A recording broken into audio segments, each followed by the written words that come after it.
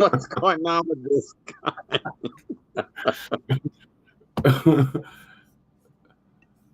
We have a very patient admin in here.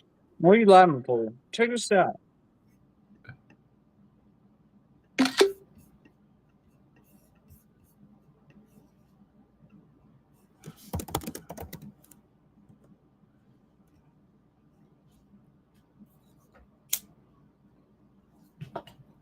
$47.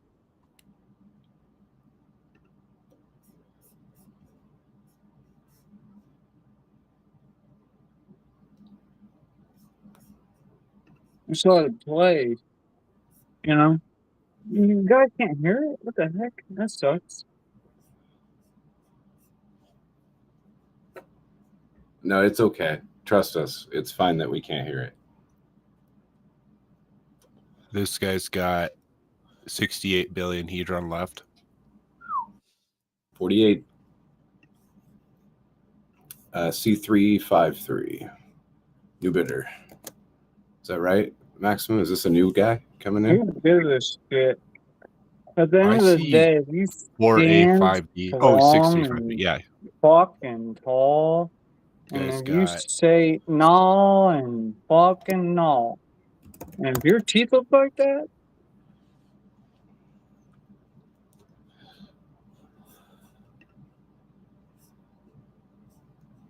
come on, shiny ass bitch. You got something to say?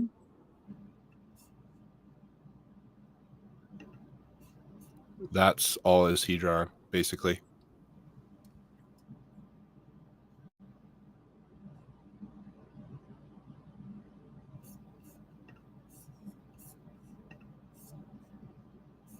Well, I just farted. All right, that was enough. We'll be done with that now. The fuck was that? It's New America. I think might be drinking. I'm not sure. Usually I would, just let him go on with this stuff, but right now it's just a little too much. So at 50 billion, we're at about 83,000. Am I calculating that correctly for the Hedron value? I bet you are. I can find out. 9.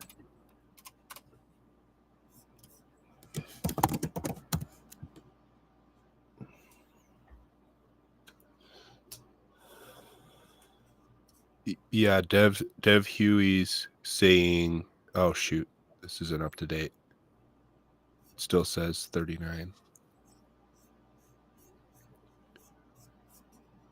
Yep, we're at 50 billion, and that's 83,000 according to the price on sweet sloths. Look into Hedron.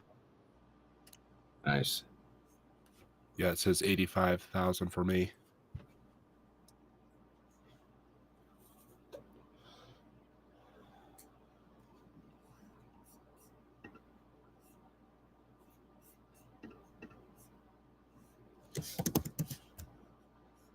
Some nice whale games, huh? When you got that kind of amount to sell into the auction and then come in to bid it later. Not a lot of competition. I mean, there's some, but man. Well, I'm glad there's more than one. No shit. You gotta bid each other up. Right now, the value of the Hedron in the this is a low number for 10.2 million is 152 billion. So, and that's cutting it short by 17K because there's 6% slippage on Uniswap right now. So 277,000. You're talking about 2.2 million what? 277,000 is yeah, it's like 160 tax price. Sorry. Yeah. So if you were just to bid the amount of Hedron for the value of the hex that's in it, it'd be about 160 billion Hedron right now for current pricing. It'd be one hell of a payday tomorrow, boys. Oh, we got another bid. You got to look at it for Icosa value, because that's No, I like don't. liquid, right? No, I don't. No, sir. Absolutely not.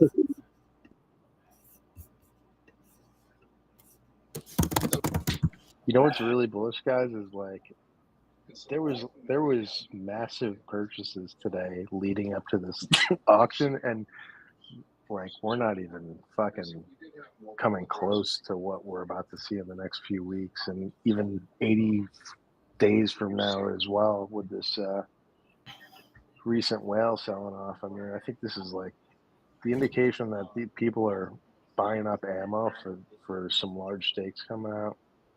Super promising for the price of Hedron coming up.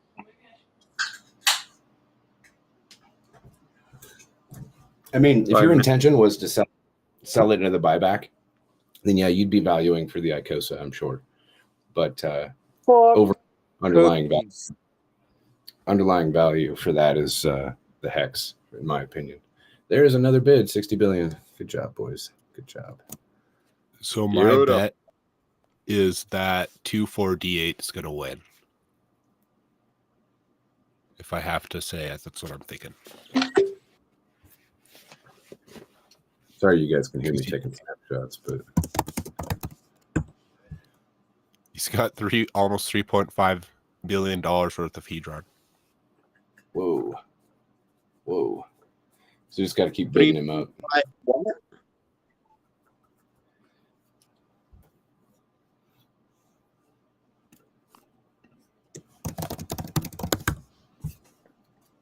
I know you didn't say 3.5 billion. I may have said that. I meant million. 3.5 million. He has 2 trillion. Wow. That's a shitload. I mean, would that be the these motherfuckers burn? Wait, hold on. How much Hedron did you say that he has? If I'm not wrong, this account says it has 2 trillion. Okay. 2.08 trillion Hedron. $3.5 million worth of Hedron. Okay. Is that the biggest wallet you've seen, Maxim? I mean, I could look at the holders, but it's not associated with one of the actual source addresses or something. That's one of the biggest accounts I've ever looked at bidding on like something like this. Yeah, I'm wondering. I mean, it's got to be a top 5, right?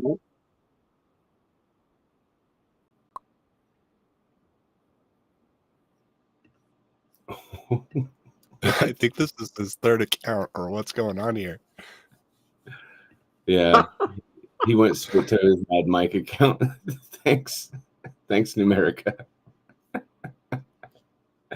It's not hard to track him down with his commentary. He's like an ESPN guy or something. 69s, huh? You see that bid? Oh, 70 now. 69, 69, 69, 69, 69. Somebody's. I like it. Nice. Okay, so 9A79 is bidding over and over. He wants this. He wants this bad.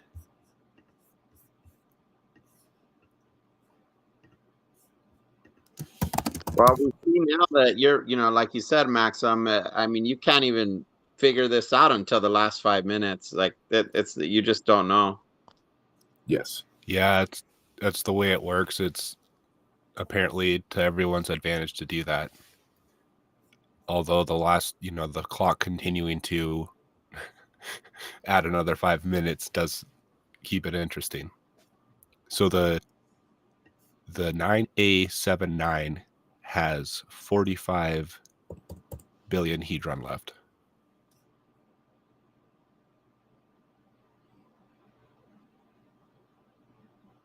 So that'd be about 115 billion. I mean, that could be a winning bid. That's true. Yep. He's got 200 grand worth of USDC. If he really wants to, he could buy add some more. Yeah, no shit. 70 billion is over on the same wallet? Yeah, the same wallet.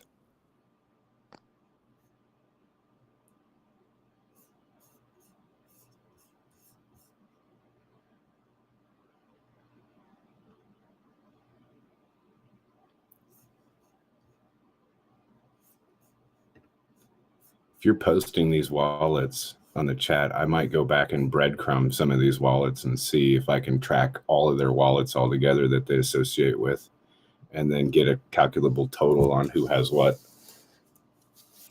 That'd be interesting. That's if I have time to do it. Oh, 77. Oh, that's a good number. 77, 777, 777, 777. That's a god number. Where are you getting the full? Where are you getting the full address? Because on the Icosa Hedron app, Icosa Pro, it doesn't show the full bidder's address. Are you getting it from somewhere else? Yep, I'm getting it from Crypto Sloth's page. I'll post it again in chat. If you click on that link, and then go to Good HSI Deals, the current 10 million HSI is the second stake ID there. And if you click on it, it'll tell you the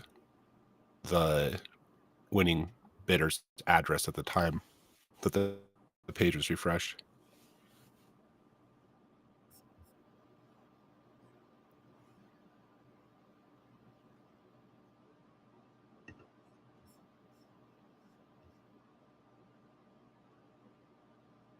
Got it. Thanks. That's a look into Hedron Sloth site, right? Yep. I wonder how Ben. Really cool. I didn't realize he had that page. I thought that was really useful on his part. That was awesome. I agree.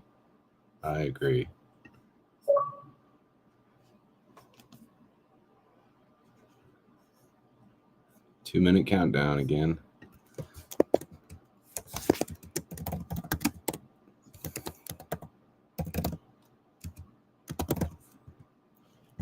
I know that Benny isn't kidding when he says that he's got somewhere around $1 trillion or more Hedron.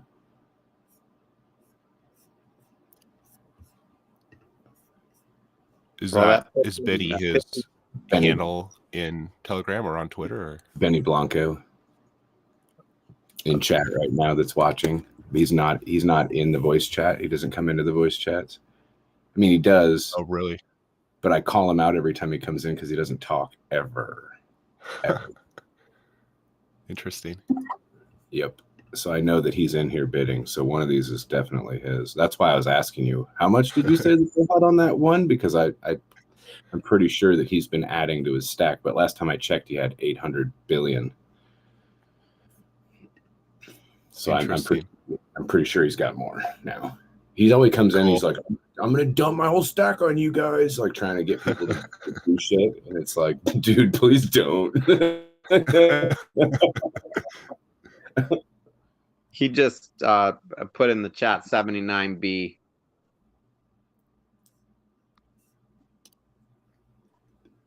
Yeah, and then I posted it below. 9A79. That could be him. But I don't think so. I don't think that 9A779 has the heat. Yeah, that has 36 billion Hedron left. Yeah, that's definitely not him.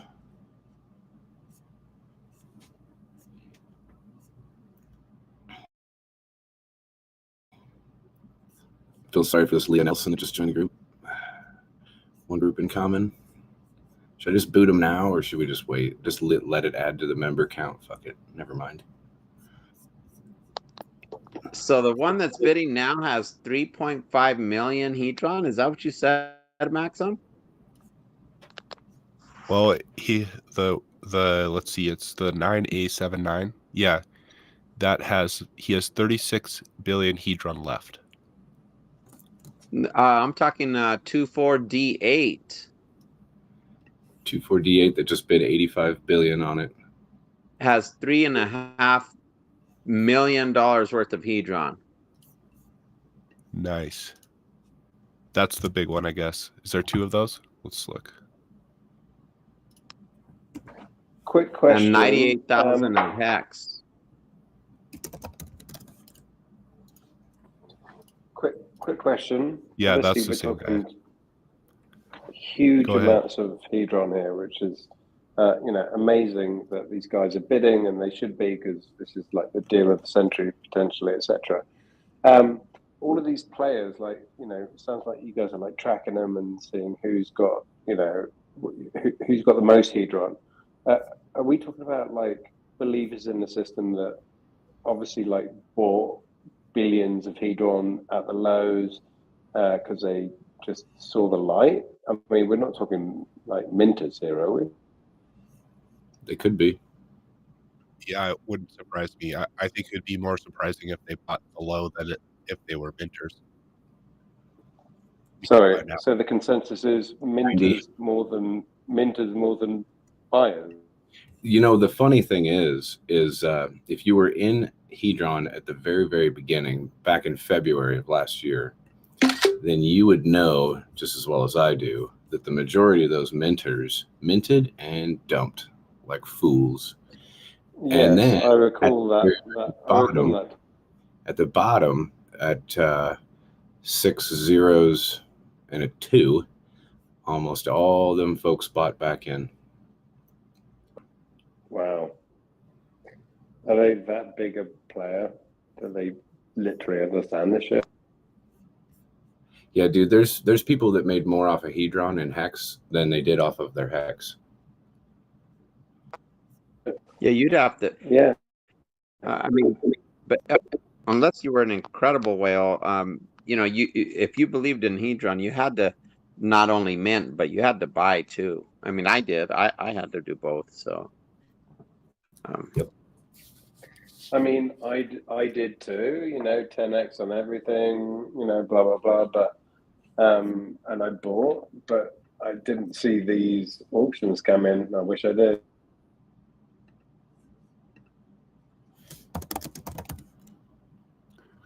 Where do you guys go to look at addresses to see what hex stakes they have, for example? HSI Watch? HSI Watch? Okay. I think that's a good one. Sometimes I get funny results, and I can't tell if I can trust it.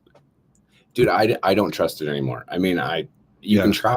I haven't looked at it in a while, but when I was putting the 61 ED address in to check all of them before, it fucked it so bad that every time I go to put a new address in, it just recalculates the 69 ED wallet, and that's it. Like, I can't fix it. I don't know what the hell's wrong with it. Yeah, I was getting results that weren't accurate, and then I wasn't sure if that was the best place to use. You trying to I think it messes with. Are you trying to find for a specific address? Yeah, for someone else's address. Exactly. Go to Fatty.io. Oh, there you go. Thank you. Good shot. 50 seconds.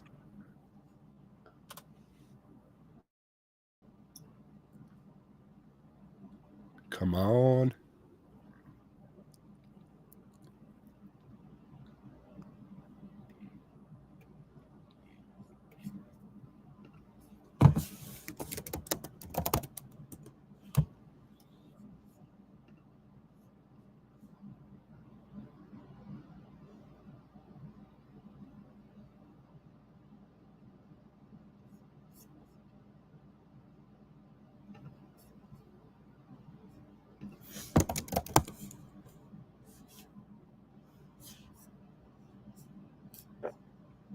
What's the second countdown? 4, 3, 2. I know my clock's off. 1. Watch it is overbid. It says that it's over. There it goes. 92 billion. All right, sweet. Fuck yeah. See, I have to teach everybody this whole thing every time. You got to wait 60 seconds afterwards, but it still causes a rousing amount of activity when I'm sitting there doing a countdown. So I don't really So give a shit. what's the math on 92 billion? What's that worth? Like if you were going to buy that amount of T-shares, let's say. Looks like he bought it for like 156,000 at the current rate, or close to it, or 152. That sounds right. Hey, Maxim, did you say it was D132 that you thought was going to try to win this? I already forgot.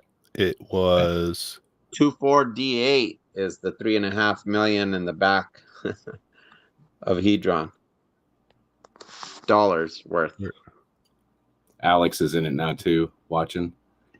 I noticed he started making comment. 93 billion. Oh, somebody Where just did that? Yeah. Where does this rank on the all-time like steal of the century? This is up there, man.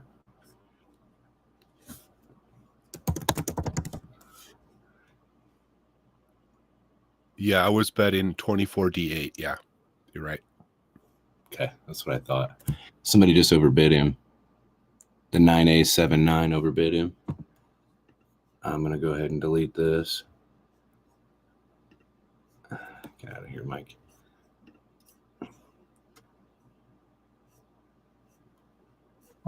That looks like if that's if my calculation's right, it's roughly like about $500,000, if not over. Benny said that 1,200 T-shirts max value for the everything altogether is about $830,000. In the bottom of a bear market, the bottom of the bear. Can you imagine on the middle of the bull?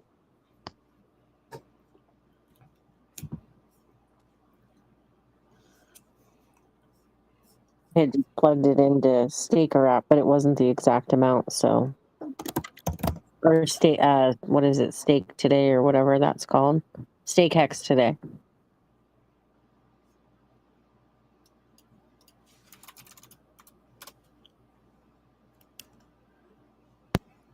How do you see the address? You can't click on the address on the auction page. Yeah, you can go to Dev Huey's, or what am I talking about? You can go Hex to model. Hex. Look into Hedron.com. I'll post it again, and then go to Good HSI Deals on the side. I'll post it right now. And then if you click on the stake ID, it will tell you who's winning, the full address. So you can just at the bottom, and you can just click on that. It'll take you right to the right to Etherscan. Amazing. Thank you. Yep.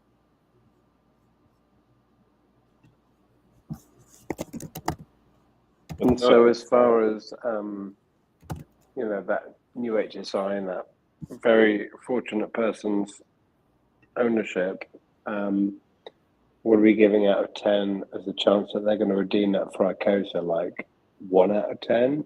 Like, are they just? Is this just T-share accumulation?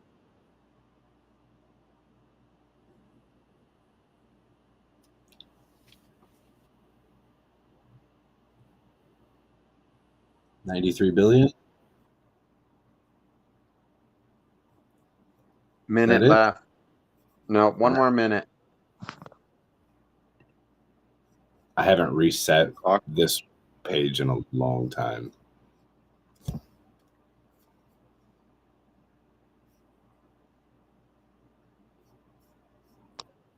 $45 seconds. Yes. Let's go. Fuck the Super Bowl, guys. This is amazing. It's interesting hearing you guys, like our screens are off a little bit from each other. Sometimes I see it before you, and sometimes you see it before me. Yeah, mine was at like 44 seconds, and I hadn't seen it yet. I know that mine's at least a minute and a half off because when the bid comes in, it always puts it at 3.5 minutes instead of 5. So I can do my variant of how far off my actual timer is from the server, because I know that the server takes probably about 3 to 4 seconds out on Alex's front end to update. So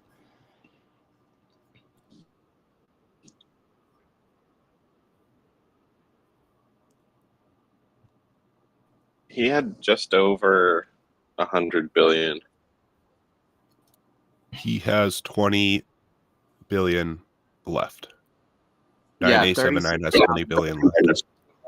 36 grand value of Hedron, not to mention the 200,000 USDC. another bid, 95 billion. 9879. Yep.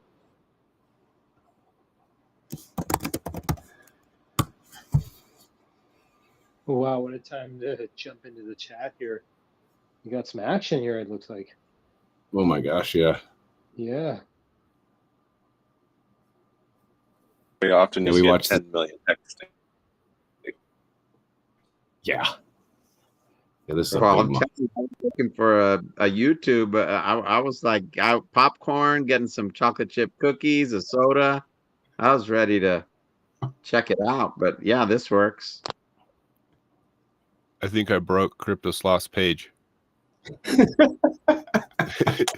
It doesn't load anymore. You sent too many people to it, and it's overwhelming. I did. Either that. I gave it a lot of popularity. I feel bad for was that Benny in chat asking? Either that or D132 is Crypto Sloth, and he's turning his page off so you can't track his address. No shit. Oh, look who's in the chat now. We got Mr. Benny Blanco in the chat. He's throwing down some good stats in the chat. He always does that. Every time I call him out, he leaves. I told you guys. Oh man. You had You're just right. said that. It was literally instant. Yeah. I didn't say anything. I thought maybe he was going to talk, so I was keeping it quiet on the DL, and then the minute you said it, that's funny. I always try to coax him in. I said his name too, so shouldn't have done that. You got to be pretty close to Icosa value then, right? We're getting closer.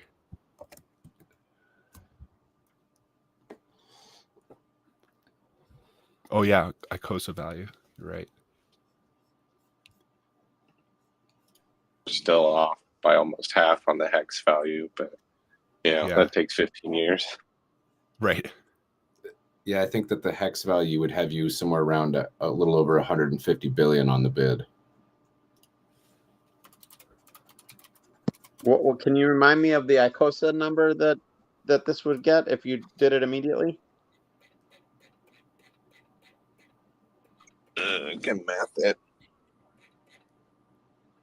I can tell you just a sec. I gotta find my post. It would be 292,000 Icosa, $187,000. Wow. Wow. Can I just ask my question again about like the chances of this person who wins this bid actually turning it into Icosa versus keeping the t-shirts?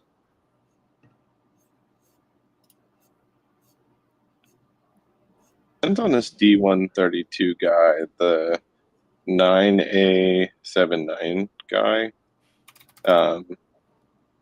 If he turns it into Icosa, he won't. He basically it was going to spend his whole bag of Hedron on it. So I don't know if that guy would put it in there just because he might not get it back if he wants it, or maybe he just wants the Icosa. Who knows?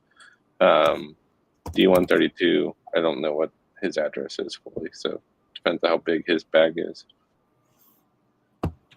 Copy that, boss. Thank you. A couple of these wallets got a few $1 million worth of Hedron in it, so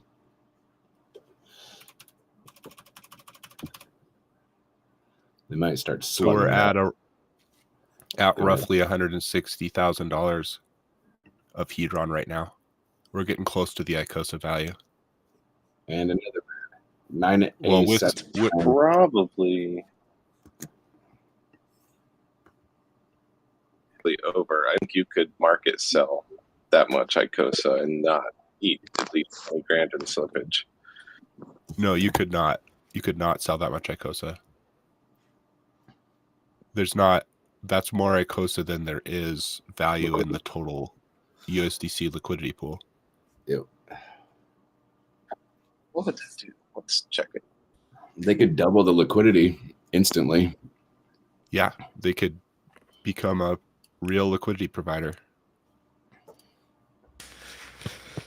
Man, this yeah, is pretty cool. that'd be a great play. It would be like a And they'd have to put it all above Whatever. the current price, so it would be able to allow for price to derive a higher price than what it currently is now, which would be awesome. it'd be like 50% slippage on that, so I don't think you're going to see a market sell on it. No. Hell no. The play is to add liquidity. I think that's overall perfect. Yeah, but I think that the issue with liquidity providing now is that it's not an issue, honestly, but staking is more it's more incentivizing to stake and earn more Icosa than it is to provide liquidity, because the fees, you can avoid impermanent loss or permanent loss or impermanent loss, depending on how you're playing the game, by just staking, and it's safer to do it that way. If you go provide liquidity, you can incur risk, and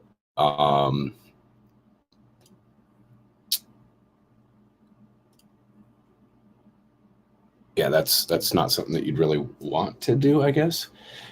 With the fees coming in, it doesn't even compare. I mean, we're talking what, guys? Like 0.5% to 1%, maybe 2% on really good days of yield. Like, you'd have to work really hard as a liquidity provider to get 0.5% a day at all and not incur any extra added risk. But I mean, this guy could take part of it and then stake half of it, and then stake, use it in liquidity pools for the rest of it, and still make pretty good fees and get excellent yield. Yeah, Do this we is need the to be? stake, huh? It's hard to beat staking. Do we Yeah. need to be worried about like this guy listening to what you just said and actually doing that, and our stake percentage dwindling massively? Or even if he staked it all and he turned it into Icosa, would still be like, oh, that was 1%. I mean, there's 30 million Icosa staked, so he can't drastically alter the pool sizes. Yeah, even the guy that went in the last time, he only affected my pool position by 0.0007, and he went in pretty heavy. So that I didn't even sneeze at it. Didn't even wrinkle my nose, even the slightest of it. There's the 100 billion. 100. Let's go. 100 bill. It's got a nice Roughly ring. worth That's like the biggest burn day. 167,000. My timer got, it still says lost at 100 billion. Come on, reset that shit. This is so cool. Alex, you've got to love seeing this, seeing it all working like this. I like Yeah, being congratulations. war on this stuff. I mean, we've been watching it work, but seeing 100 billion bid right now, shoo!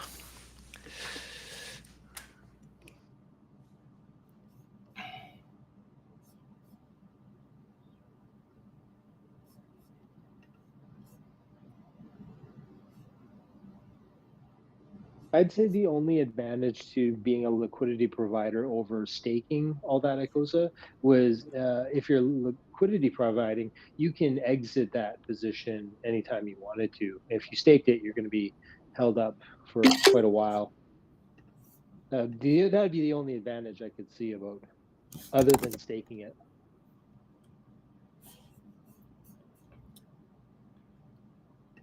Liquidity providing can be work. Staking is set it and forget it. You remember that old infomercial?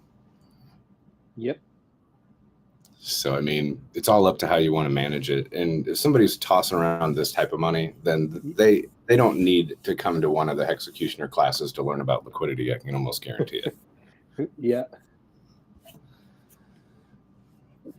How many people are in this bidding warfare? Are we talking 2, 3? What's the? It's down to What's 2. the actual? And these two players who are clearly understanding the system perfectly, and good luck to them. Very jealous. These are people that like bought Hedron at the bottom. Alex, you've been tracking their wallets like minters, like whales that have been minting and have a shit ton of Hedron and just know the system. Like, what's your take on that side of things? Like, who are these two people? Don't know who D132 is, who has the current high bid. And someone linked the 9A79 wallet up. I didn't go super deep into that one, but it looked like minted primarily. The D132 right now looks like we can't get it because look into Hedron's down, so we can't get the address right of that one. We can get it I'm after. going to tell you, it's got to be Sloth. It's got to be Sloth. He took his website down. That's hilarious. Oh, sorry, guys. Technical difficulty. If this was an exchange, your lucky buttons even work at all. Overbid. Hilarious. I never trusted those fucking animals. I could hardly blame him if it is. Another bid. Boys, another bid.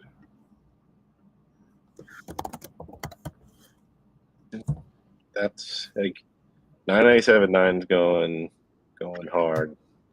It's got 5 billion extra headroom unless he starts buying Hedron with USDC. He's got 200 grand USDC. I guess he could start market buying some Hedron. Let's get this fucker going too. All right, let me go see. We're at 501665. Let me go see. Let's see about. But Alex, we're talking like hex sharks stroke whales here, right? Like these are players that have been in the hex system and have a fuckload of T-shares and like know their way around the court, right? Well, let's look. Let's look at 9879 since I can't look at the other one.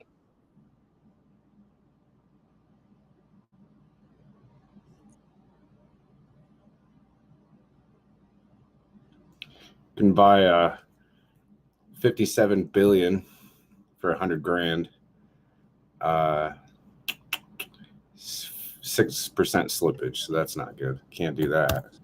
9879 looks to be someone who might have missed early hex. They don't really have many stakes.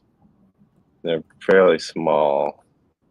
It's either someone who held largely liquid hex or recently is unstaked. 9879 has sold lots of HSIs.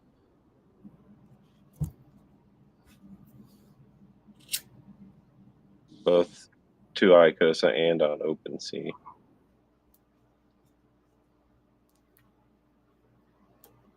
Long term, so been bidding a lot. Yeah, that guy probably wants to get it for the Icosa.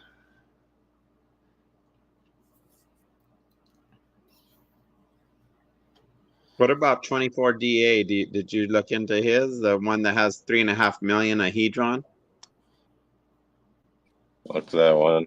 They've been bidding recently. Yeah. Oh yeah. 2 trillion Hedron.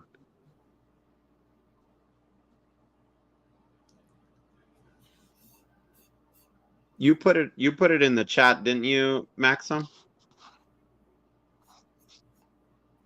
Yeah, I did. I can find that again. I just told, he hasn't responded, but I just told Crypto Sloth they broke the page. Nice.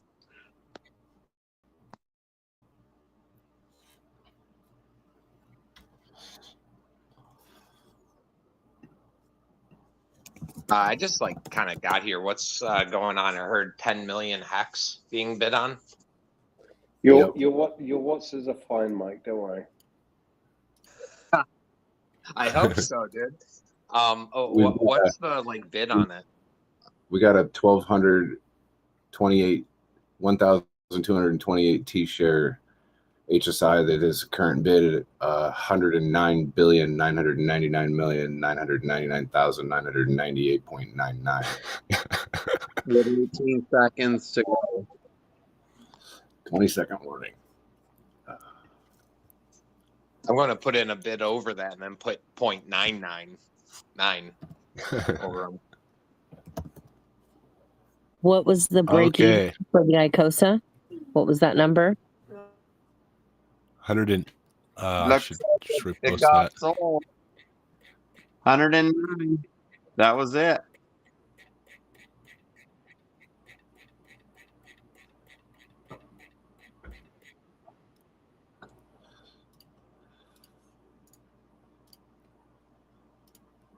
I just posted back in chat the Icosa numbers. It's 187,000. website. Is it back up now? Got it. We'll see. It's a done deal. Is the timer done, Alex? Looks like it. Congrats.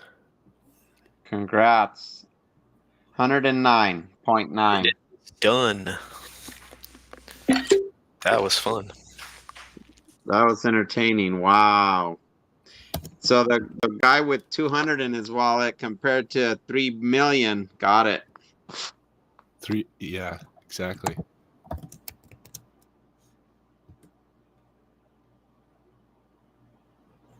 That's fucking exciting. Oh my goodness. That's going to be a big payout for tomorrow then.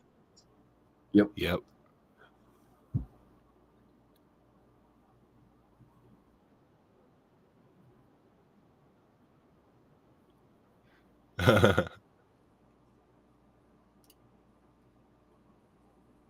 NA79 is a certified dolphin now. Yep. I can't wait. Wait. So that guy wasn't a dolphin or shark before? Long time dolphin now. What's that, Benny? It's a long time dolphin. Locked up. Unless they sell it. This is the first time I've ever heard Benny Blanco speak out of the years that I've seen him around. We got him out of his what does that tell you, Hector? Congratulations, Benny, on your win. I'm just kidding. I won't confirm or deny. A79 Appreciate it. started life as a PulseX sacrificer, looks like. So not really early into Hex at all. On that wallet. Benny could have multiple wallets now. So yeah, this could just be someone's PulseX wallet. He's God will.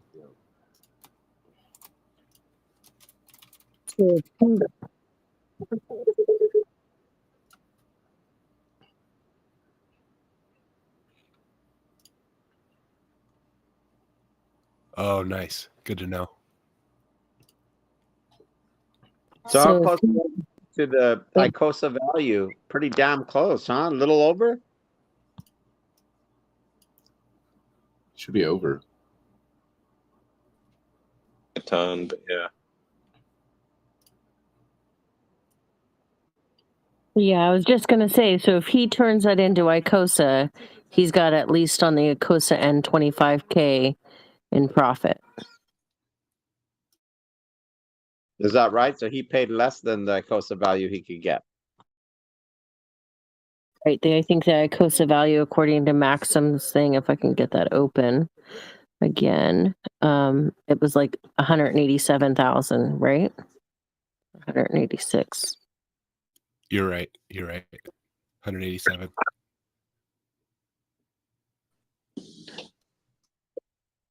It's already tokenized it, which probably means it's going into Icosa. Moving quick. Which means we may see very high Icosa again, because if he goes into liquidity, it would be smart to part it out into liquidity and into staking. What was the discount on it in terms of dollars? Like, from the Icosa value, like, did he get like 10% more Icosa? Well, Christy just said about 20 grand. So 20 grand out of 200 almost. Right. So percent. Right. But the market value on the current rate of that hex is only about 200, $250,000. But the T-share value, Benny had it as 850,000. If you're willing to wait the 15 years.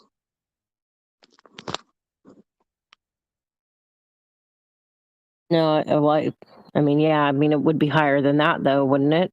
In the 15 years, because the T-share rate's going to ratchet up. But if we have our speculative minds strapped onto our shoulders correctly, then the Icosa value could be tremendous over that in 15 years if they correlate together. That's why we're all staked in Icosa, right? That's why I am. Yeah, 1228 shares times $698. That's what a T-share cost right now. 857K in T-share value, but it's locked up. Damn. So the value of it being locked up for the 5555, and then you have the optionality as an HSI to do whatever you want with it. That's a pretty cool little present. I'm just curious to see what happens. I see that they tokenized it. Are they gonna sell it to Icosa contract? Listed on OpenSea? Who knows?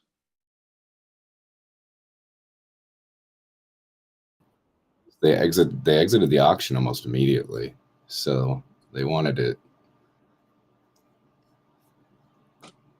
I would hope so. Well, that's good, because that's what calculates the burn, right, Alex? You have to exit it and then a new wallet. Yeah. Oh. Yes. If it's moving fast, like it sounds like they are. I say he, could be a they. If they stake it, are they going to get the rewards of all of the Cedron burn like the next day? Like, could they benefit from staking all of this like potential Icosa? If they turn it into Icosa, could they get a big bump of yield because of their purchase? They could reap the rewards of their own burning if they do it fast enough.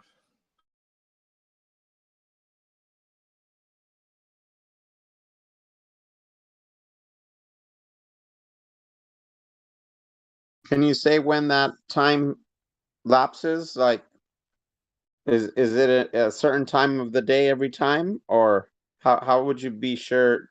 How would you want to do it to make sure that you did benefit in that situation?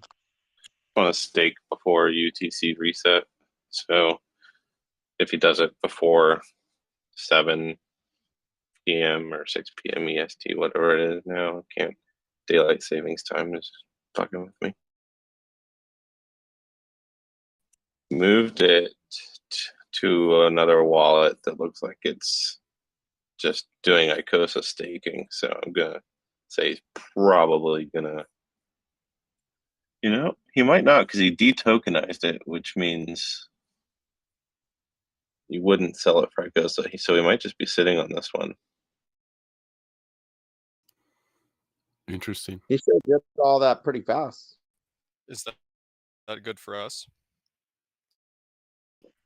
I mean, it means no more competition in the Icosa pool. I posted the Etherscan of where he sent it to.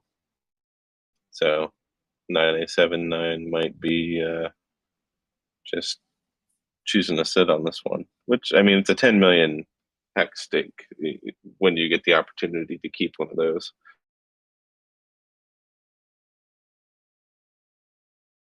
If you were looking to, say, change wallets and hide it, couldn't you put it up for on like OpenSea and buy it from yourself and make it look like somebody else bought it? Yeah, sure, you can do that. Mind paying OpenSea their cut.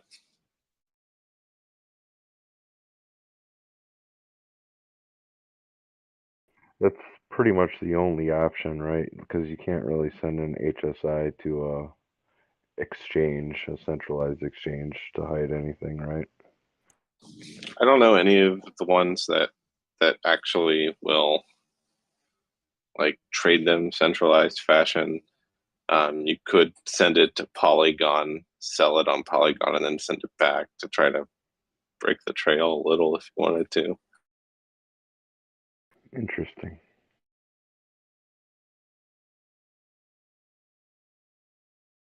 So because they do tokenized it, I'm going to say they're probably just going to sit on this. I want to see if there's any other hex stakes in this wallet.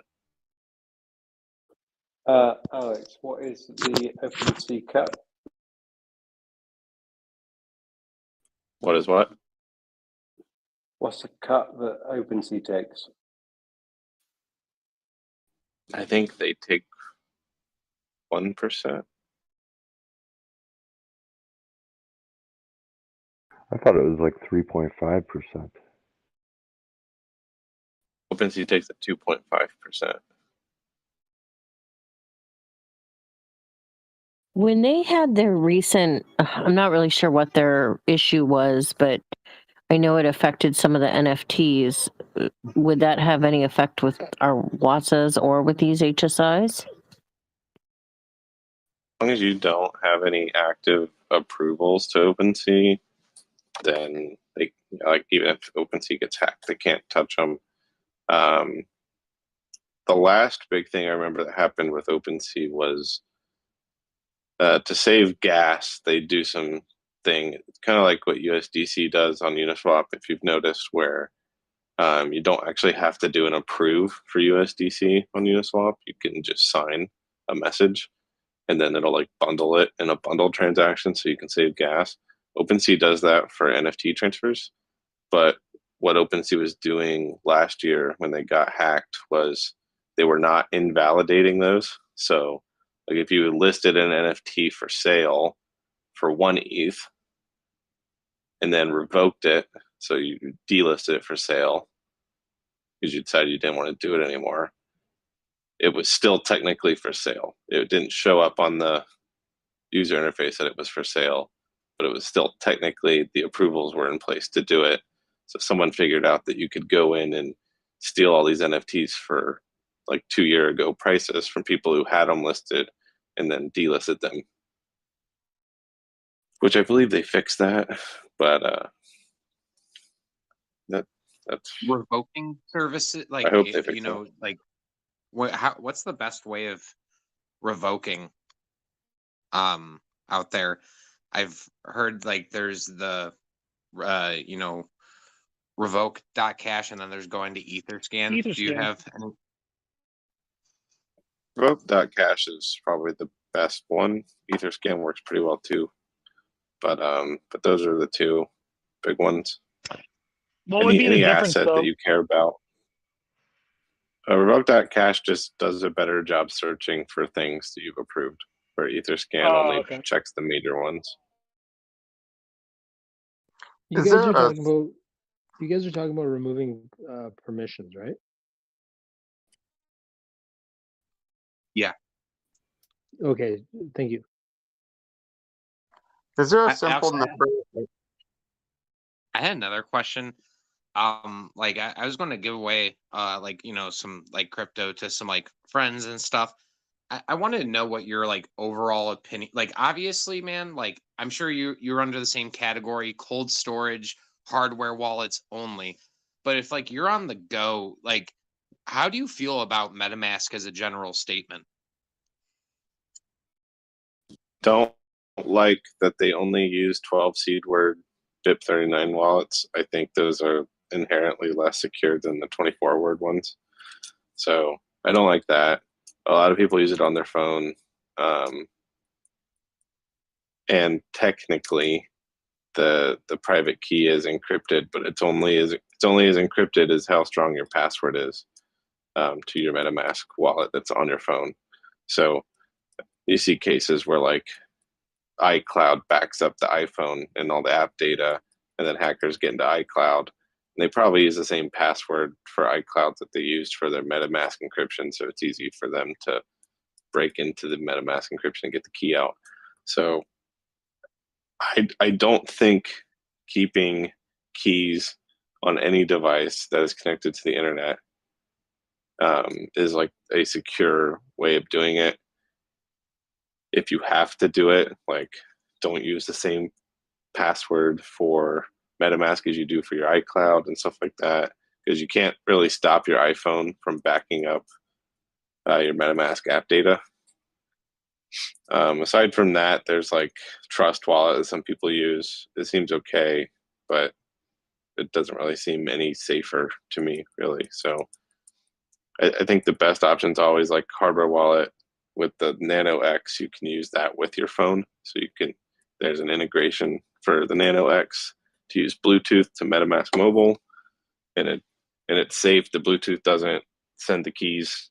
It's just used for signing the transactions. So that's probably the best option. But when you're talking about just like gifting someone new to crypto, something, unfortunately, mobile's like one of the better options, just because like if you give them MetaMask and a Chrome browser extension and then they go get a new computer, they're screwed, right? Like they don't think about that. A lot of people who are noobs in crypto won't think about that. They'll just like go get a new computer, reinstall Chrome or whatever, and they probably are screwed. So it's like I don't want to recommend people do it on their phone, but I think that's probably what most people who are new to crypto are going to do. And there's not a lot any of us can do to stop them. Just is what it is. I remember back way long ago, like this was like a video when I first got into crypto, like 2017 or 18, and it was the Andreas Antonopoulos, and he was saying like, oh yeah, put it on your phone. It's like it's safer than most devices. That's what he was like going around and saying. Like, did something change, or do you like look back and be like, that was the stupidest thing that he said, and it like he shouldn't have, like that should have been like recalled or something. Like, did something Who change in said the that? like? I think it was Andreas Antonopoulos. Like this was one of his like I used to keep up with some of his like talks and whatever, and he used to like recommend people. He's like, oh yeah, like your phone is very safe. Phone itself is safe generally. Yeah, that's true. Like any modern Android or iPhone device encrypts the storage at rest. So like someone stealing your phone and getting your MetaMask keys off of it, unlikely, if not impossible. But what you don't have control over is you probably have control over it on Android, but on iPhone you don't have control of it backing up MetaMask. It's going to do that. It's going to back that whole thing up to iCloud, which is not necessarily bad, right? Because like I said, the actual key is encrypted. So your seed phrase is encrypted using your MetaMask password. But if you use the same password for that you use on your iCloud, and your iCloud gets compromised, well, they already know your MetaMask password. They can just go decrypt it when they, restore. Because what the attackers do is they'll get in your iCloud, and then they'll restore like another iPhone has like a copy of your backup. And then if the same password works for MetaMask, you're just screwed.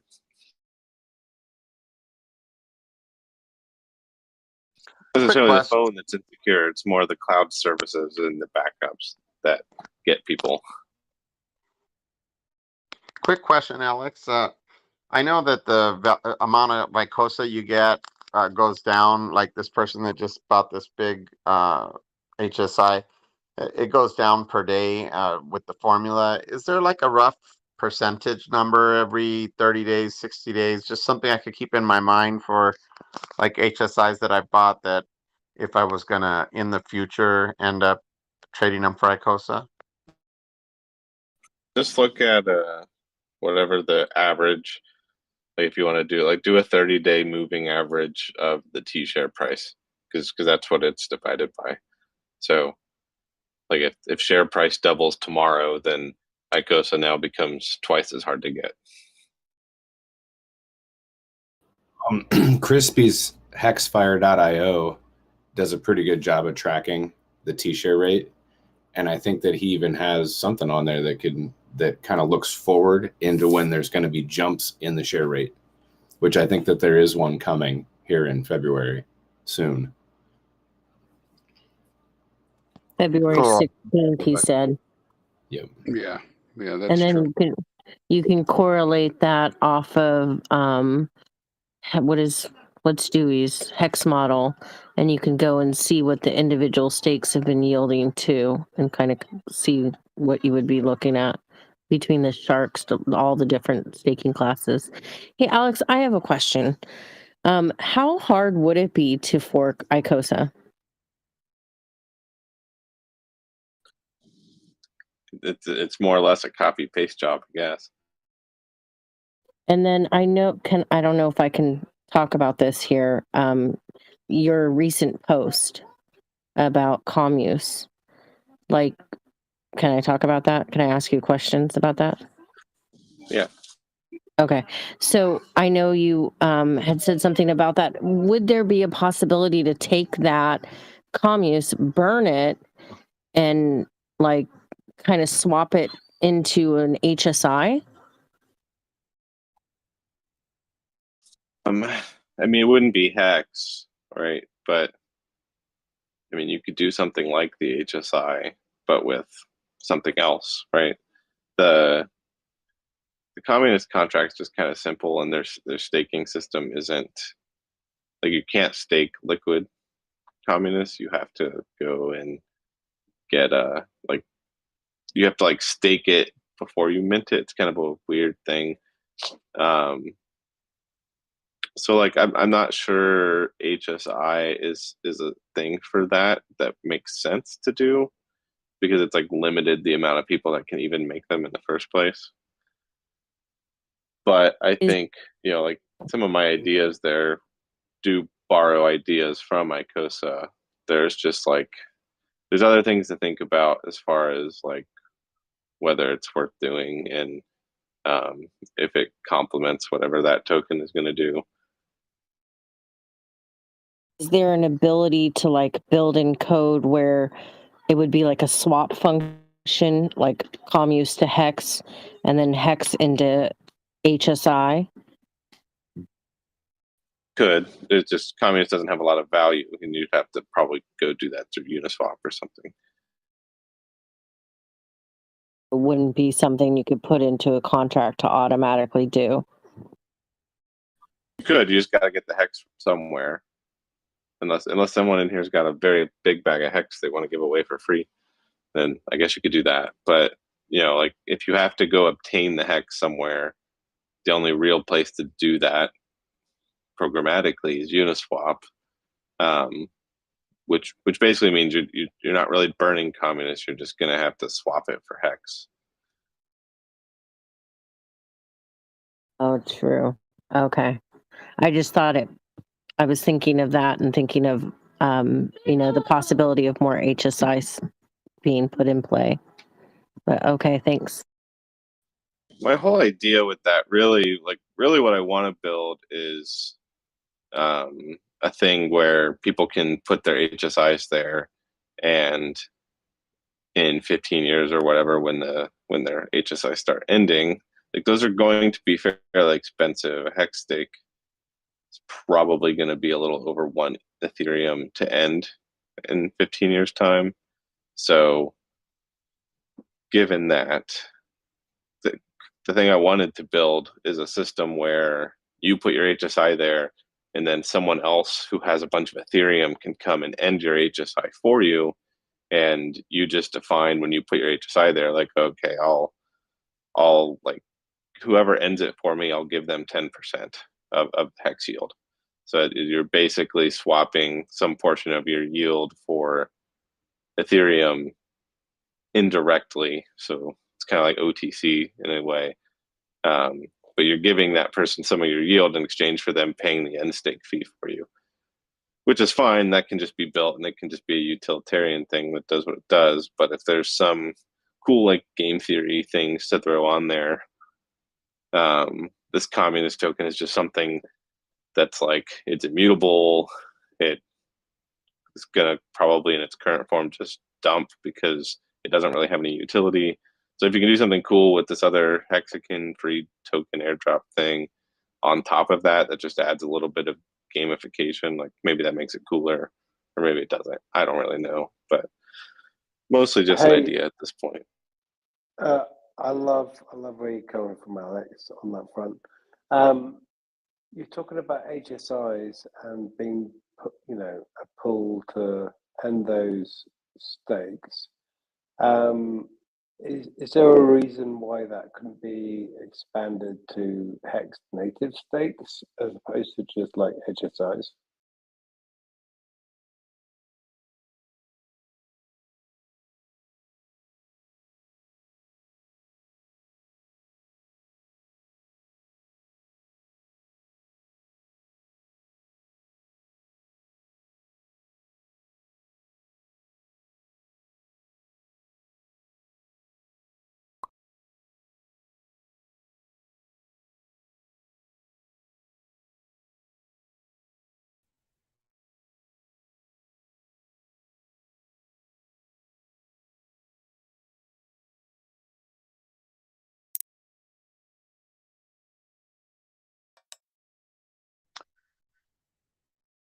Is everyone not talking right now, or am I disconnected?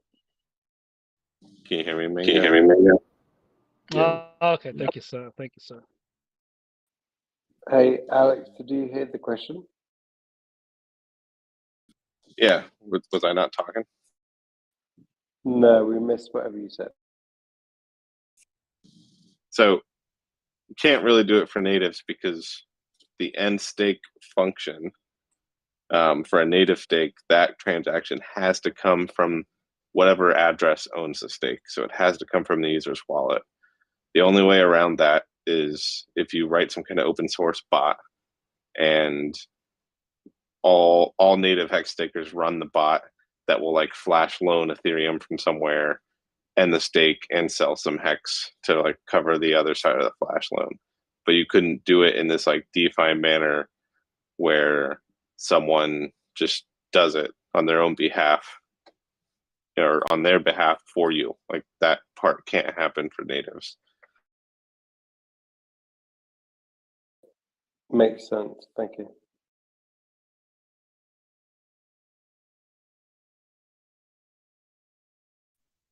Also, Alex, I'm sure you've heard the rumors all around, the buzz in chat, VC and everything. Everyone's really excited for the Mic Unmuted channel. And I was wondering if you would be my first guest. It's the highest of honors that I could provide for you. Sure. Maybe one day this week or next week. Yeah. Next week, I'm supposed to be doing something next week with some Polish guys. I don't know when that'll be, but aside from that, sure. Whenever you want to do it. I wanted to try and get, if possible, to get an interview with you, like maybe before the next set of auctions. If you can't, not a big deal. But that was what I had in my head. And remember, this is the highest of honors. Sure, I'll do that. Thank you very much. I very much look forward to it. You heard it, boys. 2 more weeks. Nice soft show, Bring Mike. party favors. I was just gonna say, Alex, when's your channel coming? Man, my office is torn apart because they're like 2 years ago I moved into this house. Maybe it was like a year and a half ago. And it's old. So it's like I like it, but the wiring is atrocious. So I have an office or a room that I want to be an office, and contractors have the whole thing torn apart right now, doing new drywall and wiring because like nothing has ground. So like if I even plug my PC in and then I touch the keyboard, it shocks me. It's like not tenable. So like for like the past year, I've been working in the living room on the dining room table, and I'm just waiting for them to have that done. Alex, can I just suggest something on that front? And we all love hearing from you. Whenever you like appear on YouTube or obviously these spaces, it's like a huge honor and like wonderful moment. But as you know, you've got some great YouTube members around you, the likes of Sloth and RH Maxi and Gifford and Maxim. And I would love to suggest that like the community of those guys, you've already got like YouTubers that are doing great content. And I feel like, and I suggested it to Gifford the other day, that like if those guys could get together some kind of Icosa, Hedron, Hex channel that is weekly, but obviously based more about Hedron Icosa, and you didn't have the pressure to be there weekly, but when you've got the time, you could drop in, and that'd be a great thing. But those guys could hold the fort. I think that'd be a wonderful thing, and I think that'd be really successful as well. And I feel like Hexagons, OG Hexagons, are really fully tuning into what you've created. So I just feel like you shouldn't have to dedicate and promise that you're going to be doing some kind of weekly, monthly stream, but you could drop in on their channel. I think that could be a great thing. If there's some guys who want to organize that, like I'll gladly be a part of that as much as I can.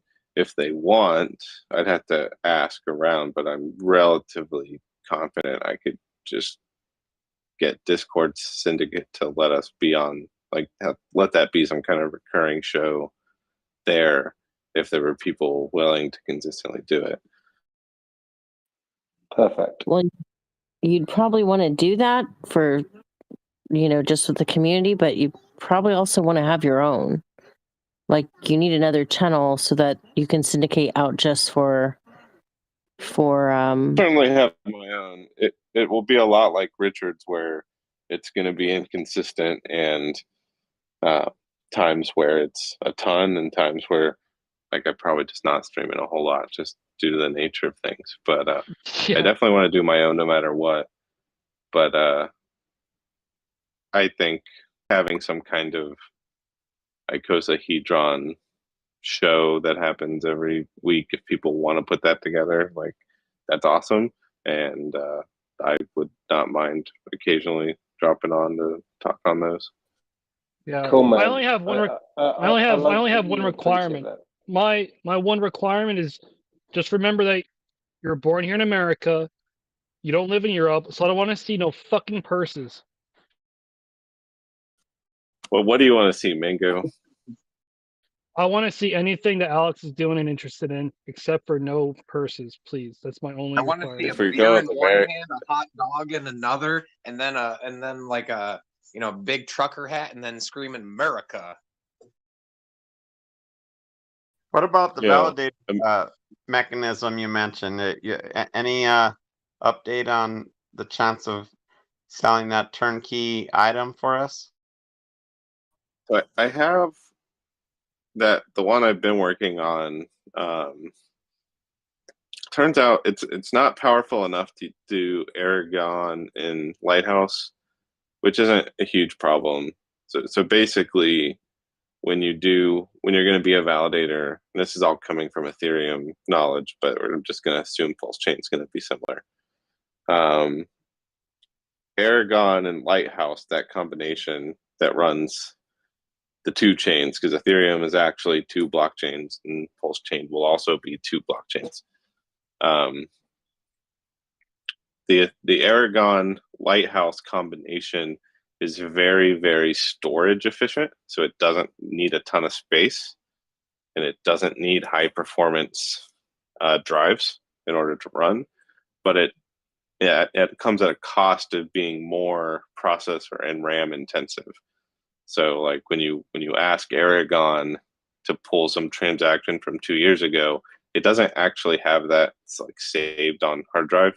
It just reconstructs it, which takes some CPU resources. Versus the more traditional route, which would be using like Prism/Geth. Both of those systems, those node softwares, are very CPU and RAM efficient, so they don't need a lot of power, but they're very space inefficient.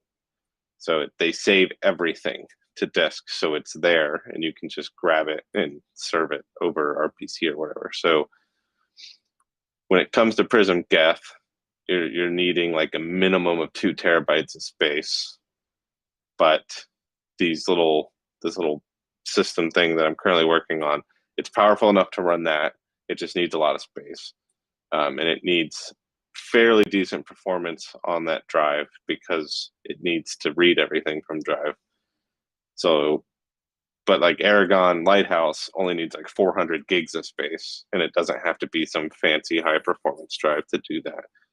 So it's just kind of just weighing the options of what makes sense, because like ultimately, if you have this device people plug in, it's a validator, great. It probably needs to, at least in my viewpoint, be able to run for like 2 years without needing like a drive upgrade or something.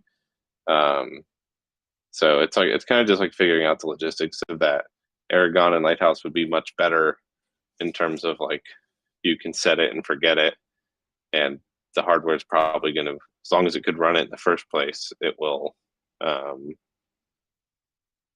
Drive storage space isn't going to be a big concern. Versus like Prism Geth, you can run it on a much, much lower powered box, but you're going to fill the drive pretty quick. It's like Ethereum basically grows by a terabyte a year at this point, and Pulse Chain might go faster than that. So it's kind of just planning for the future and how long you expect this device to actually function without you having to touch it. And you've got to do, you can't pick one pair. I don't understand. I'm not very tech literate. So do you need to do both, or you just choose one or the other? To run 2 chains, so you have to run Prism and Geth, or Aragon and Lighthouse. You can pick either one you want. But for just being a validator and like maybe doing some local RPC, if you want to like not trust the internet RPC connections, you want to run your own, either way is fine. If you need an archive node, then basically Aragon's the only sane option, but nobody needs that at home. So it's really just figuring out what makes sense. Do you sell a more expensive box that effectively can last longer, or do you sell a more cost efficient box that might only be usable for 2 years until it needs some kind of upgrade or just replaced entirely. Hey, Alex, sorry to be jamming the conversation, but you tweeted out or retweeted today that Richard Hart stream where he was talking about, with that guy, don't know his name. But he was talking about Pulse Chain potentially being launched within 2 or 3 weeks, and gave reasons for that. And obviously, you understand the technicals and development, etc. Are you feeling that? Or is it like 4 more week situation? So we know from Richard's. First of all, I think that stream was recorded a while ago. I want to say that was probably done shortly after Hex conference. Like, it's just kind of my guess. It's the same background. It's like, unless Richard's moved or something, it just seems like it's probably a week old video, or at least a couple day old video before it was posted.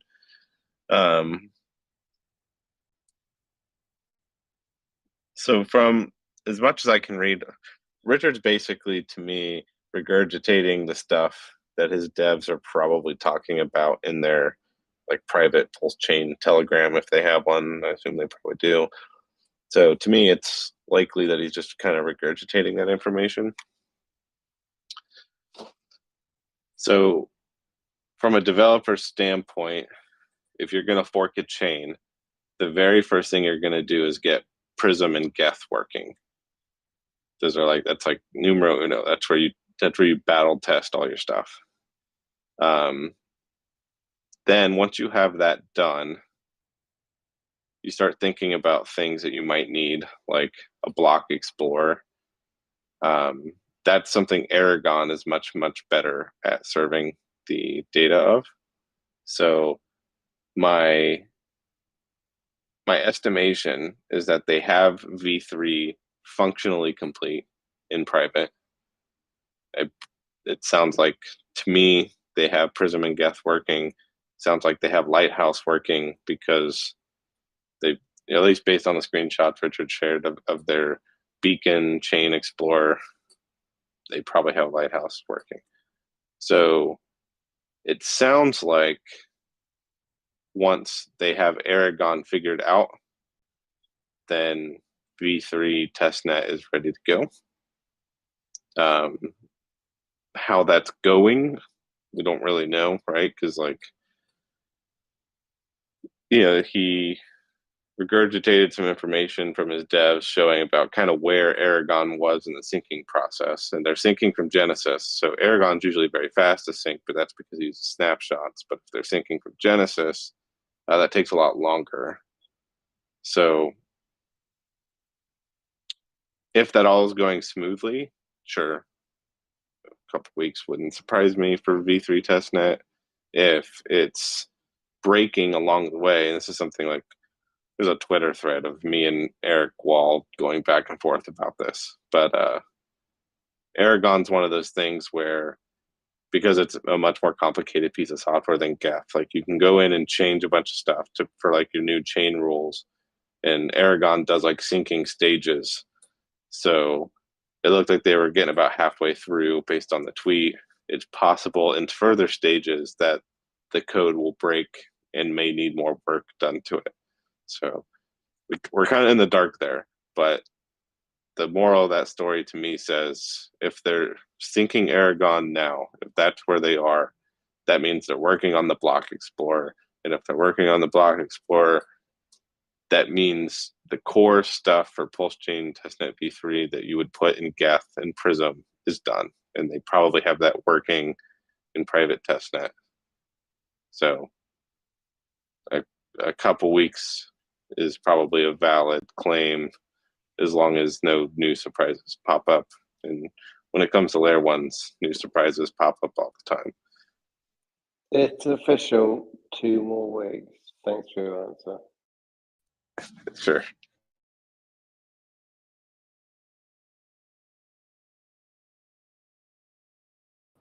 So, Alex, I think that a couple of ideas.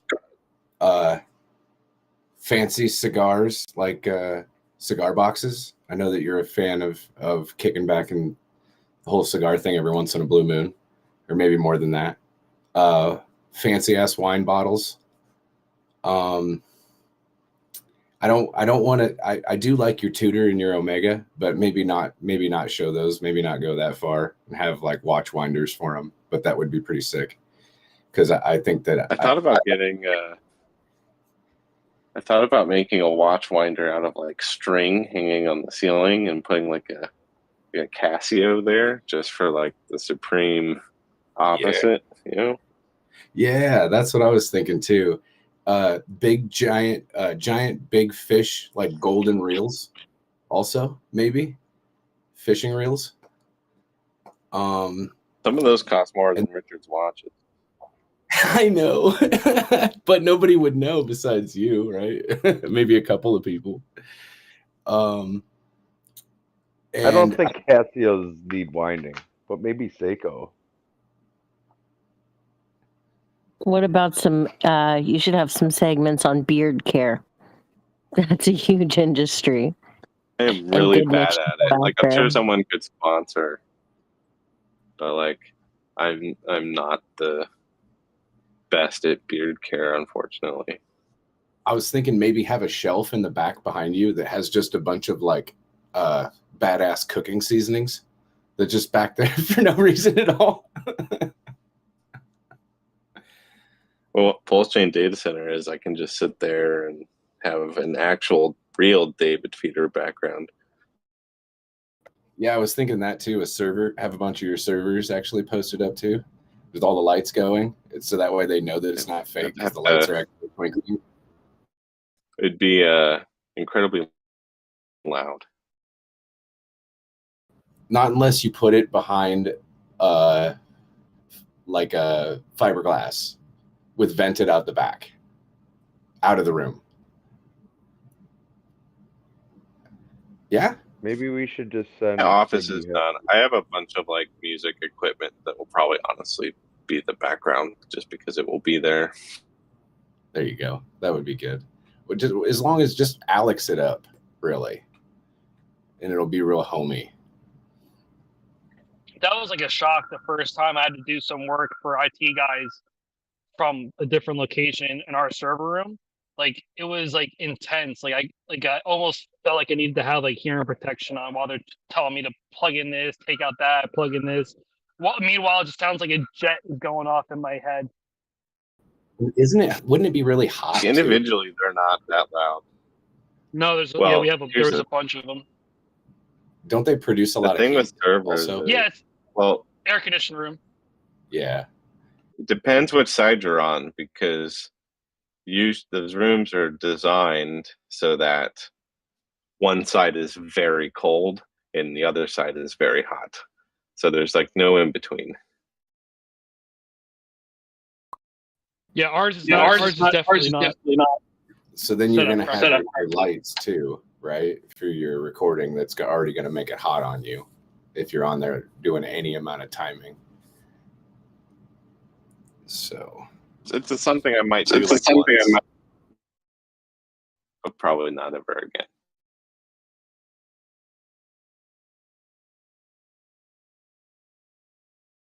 Win the documentary. We'll just send Siggy and we'll crowdsource it. We'll fucking pay Siggy to follow you around everywhere you go. I haven't told anyone this. I'm kind of surprised Kinetics hasn't said anything, but I'll tell you guys first. I have a meeting. So the highest of stakes, the guys who are doing that documentary, I ended up buying the #1 on that because I just wanted that to be a thing mostly. I just want them to succeed and actually put that somewhere. I don't care if it's on YouTube. I just want it to exist. So yeah, so I paid for that so that they would have some money. So I think they need it. But that ultimately gets me an opportunity to like actually go meet the people who filmed that and put it together. So who knows what comes out of that? Boom. There Very was nice. Toby One on Matty Allen's stream tonight, and Toby One seemed to be a bit chipper, a little bit like things are happening, and Yeah, we're in for he an did. amazing surprise. That's cool to hear, Alex. Glad to hear that. Yeah, that's super so I cool. can at least confirm that I get to talk to those guys in a little bit of a behind the scenes situation because of that. So things are happening.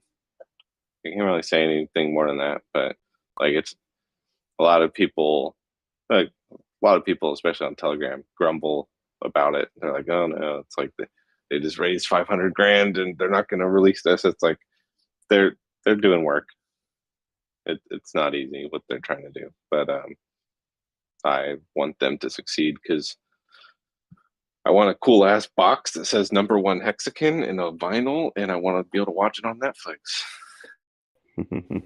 Hell yeah.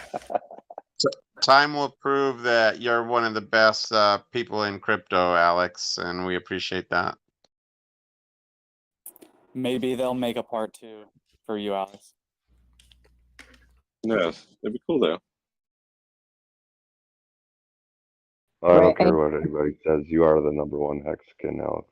Fucking for sure. Right, and I know a lot of us are waiting anxiously for your channel. So, and I know I'm helping Ziggy with his YouTube channel. So, if you need any help with that, I definitely can assist.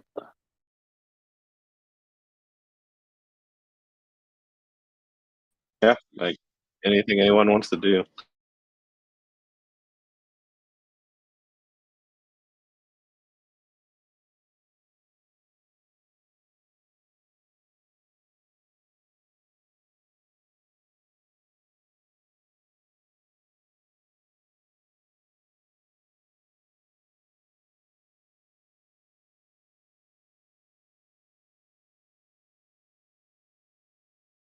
Dude, thanks for uploading it, dude. Like, if I miss a party or anything or any information, it's nice to go back and be able to listen to it, rewind it. Yeah, I second that. I know Bree used to do it, but yeah, thanks for doing it. Yep, thanks, Siggy. You're the best, Iggy. Will you marry me?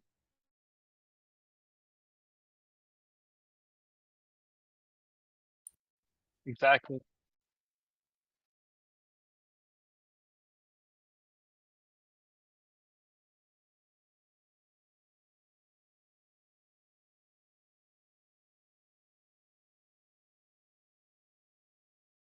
Could have where's that Tom guy? Could have him help too. He's pretty funny. I like his style. Too bad he's in Australia. I think he's actually a New Zealander, but yeah. I don't know where he's from. All I know is that Buck trying to make an Australian accent was pretty hilarious.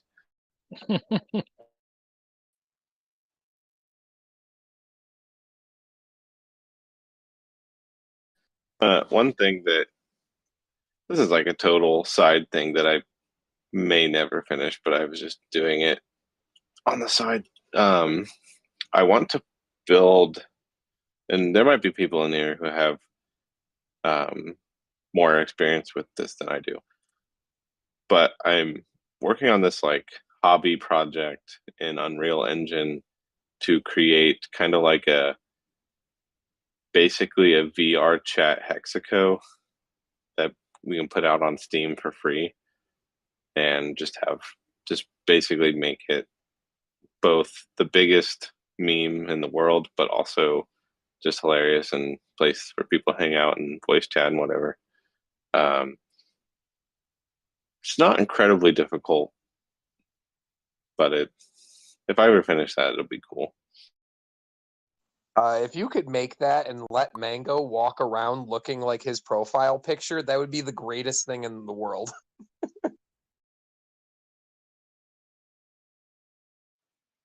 I think it would be hilarious. Yeah, speaking of pictures, Alex, how's Mike's NFT, what's looking at this time and stage?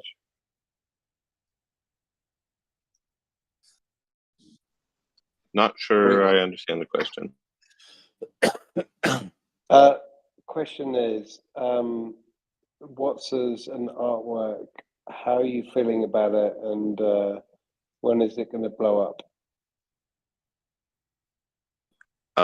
So it's in progress now. All the artwork is done. It's constantly being uploaded to OpenSea, but OpenSea is being really dumb about rate limiting and how much data I can actually push at any given time.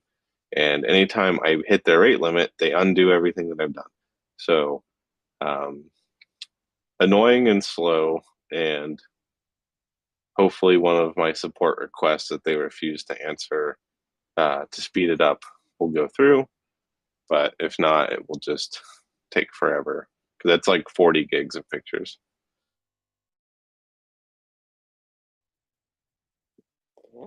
How are you feeling about the pictures? Look good. I think Ian, in a nice way, is trying to say, get back in your fucking cave and code. For real, I like right? my life. It's always the something. living room. It's always something like that.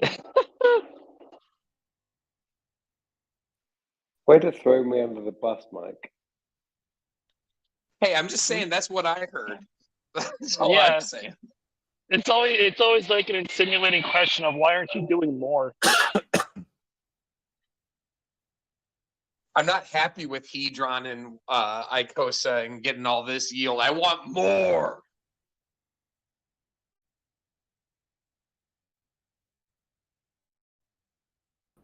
I think it's I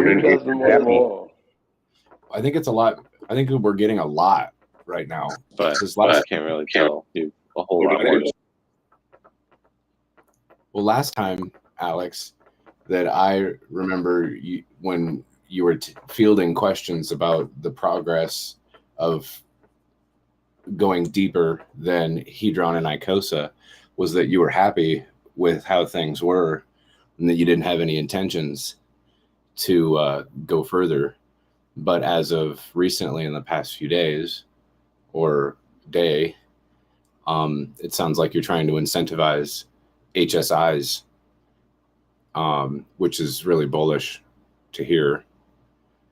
Obviously, I think that we should probably continue to have no expectations of what you're doing and hope that you're happy and healthy and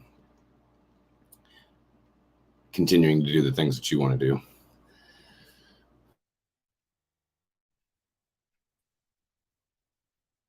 Yeah, I mean, hold on a second. Can you guys hear me? Yep. I can hear you.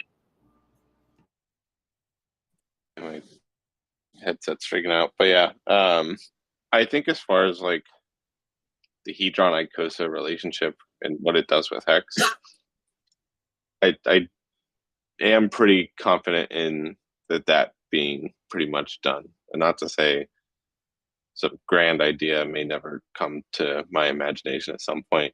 But as I sit now, I'm like, I'm not really seeing a situation where really anything needs to happen to expand that directly. The top secret thing I'm working on kind of expands it indirectly as well as other things. So it's not really a thing that specifically builds on Hedron or Icosa, but more the entire like Hex and derivatives ecosystem. But yeah, it's more of an economic product than a bolt-on for the existing ecosystem.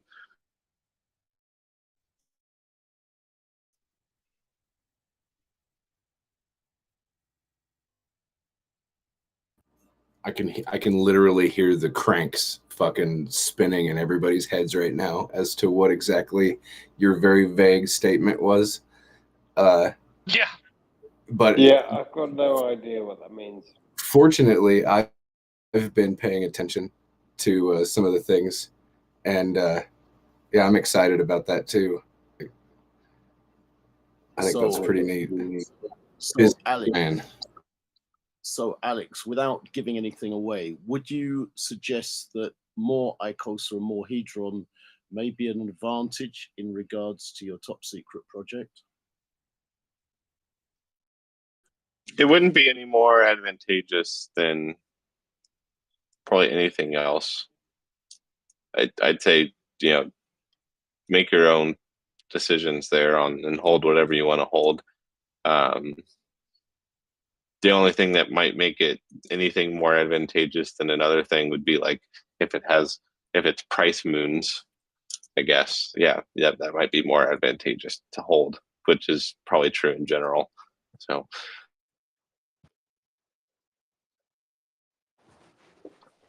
you're saying there's a chance. Do you hear me now? I think I had trouble with my head also. Alex, I want to make. Do you think that you need some kind of recognition in crypto in general for the things that you have done, or anything extra, or expectation of something from the humanity for us, or for your community, for what? So the support is awesome as is. I think more will just come with time. Maybe if I bought some purses, I'd get some more. Who knows? Dude, don't get me started. But yeah, like I mean, at the end of the day, Hedron and Icosa are going to be a little niche, right? Because it's like a subset of the hexing community, and that alone, like, it's good on one hand because it seems to attract a lot of the more intelligent of the community, which is great. So, like, that's nice. But it also has the association in the greater crypto sphere of being tied to hex. In some ways, not so much. Like Hedron isn't as gate kept as hex is, which is kind of interesting, even though it's a derivative.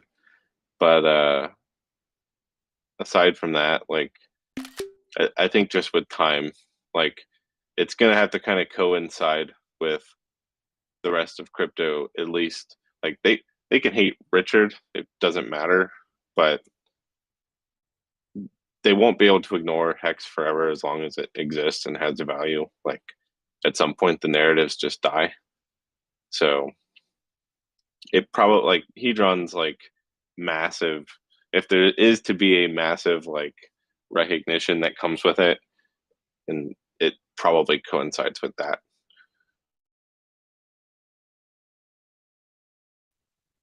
Alex, can I ask you a question? With the successful of hex, you mean?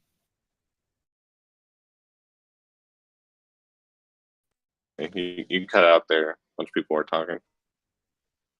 Oh, okay.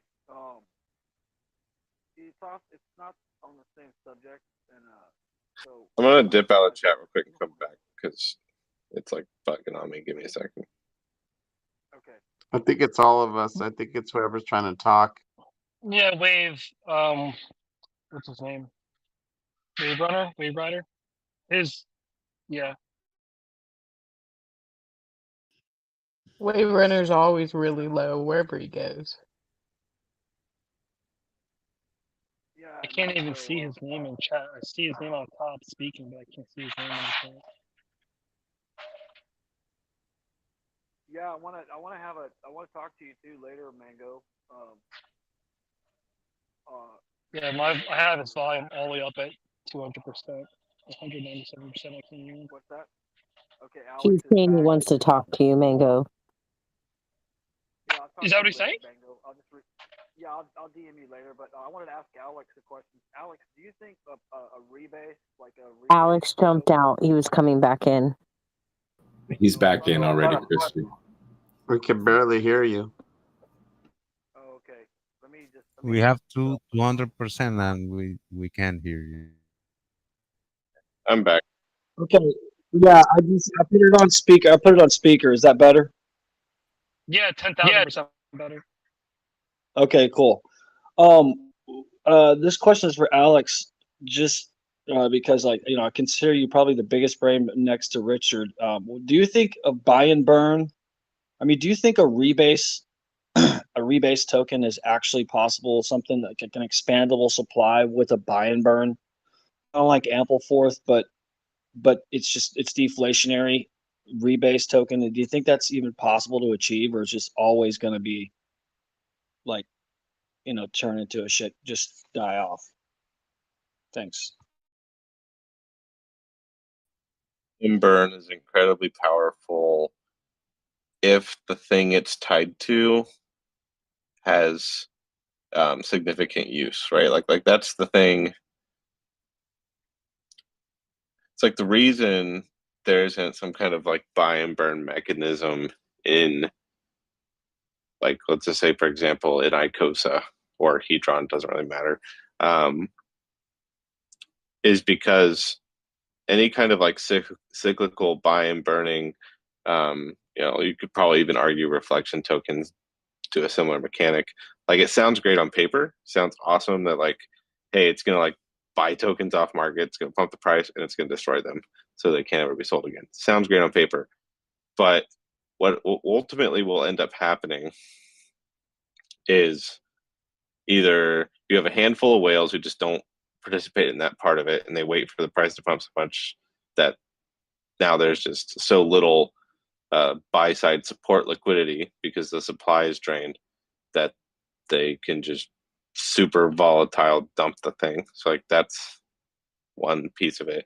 And the other side of it is, like, if you can't get coins out to people, if it's not liquid enough and it's designed to continuously get less liquid, getting virality is hard because it takes a long time for you to even get enough tokens out in the wild and distributed out to people that it has even a potential to get viral. And if you're just burning supply away constantly all the time, and that can never happen, then it kind of, people just kind of stop using it. So like, I really like how it works with PulseX, because people are always going to use PulseX regardless. Like, as long as Pulse Chain exists, they're going to use the DEX. So there's like a reason to have the token no matter what, because it's a very general application.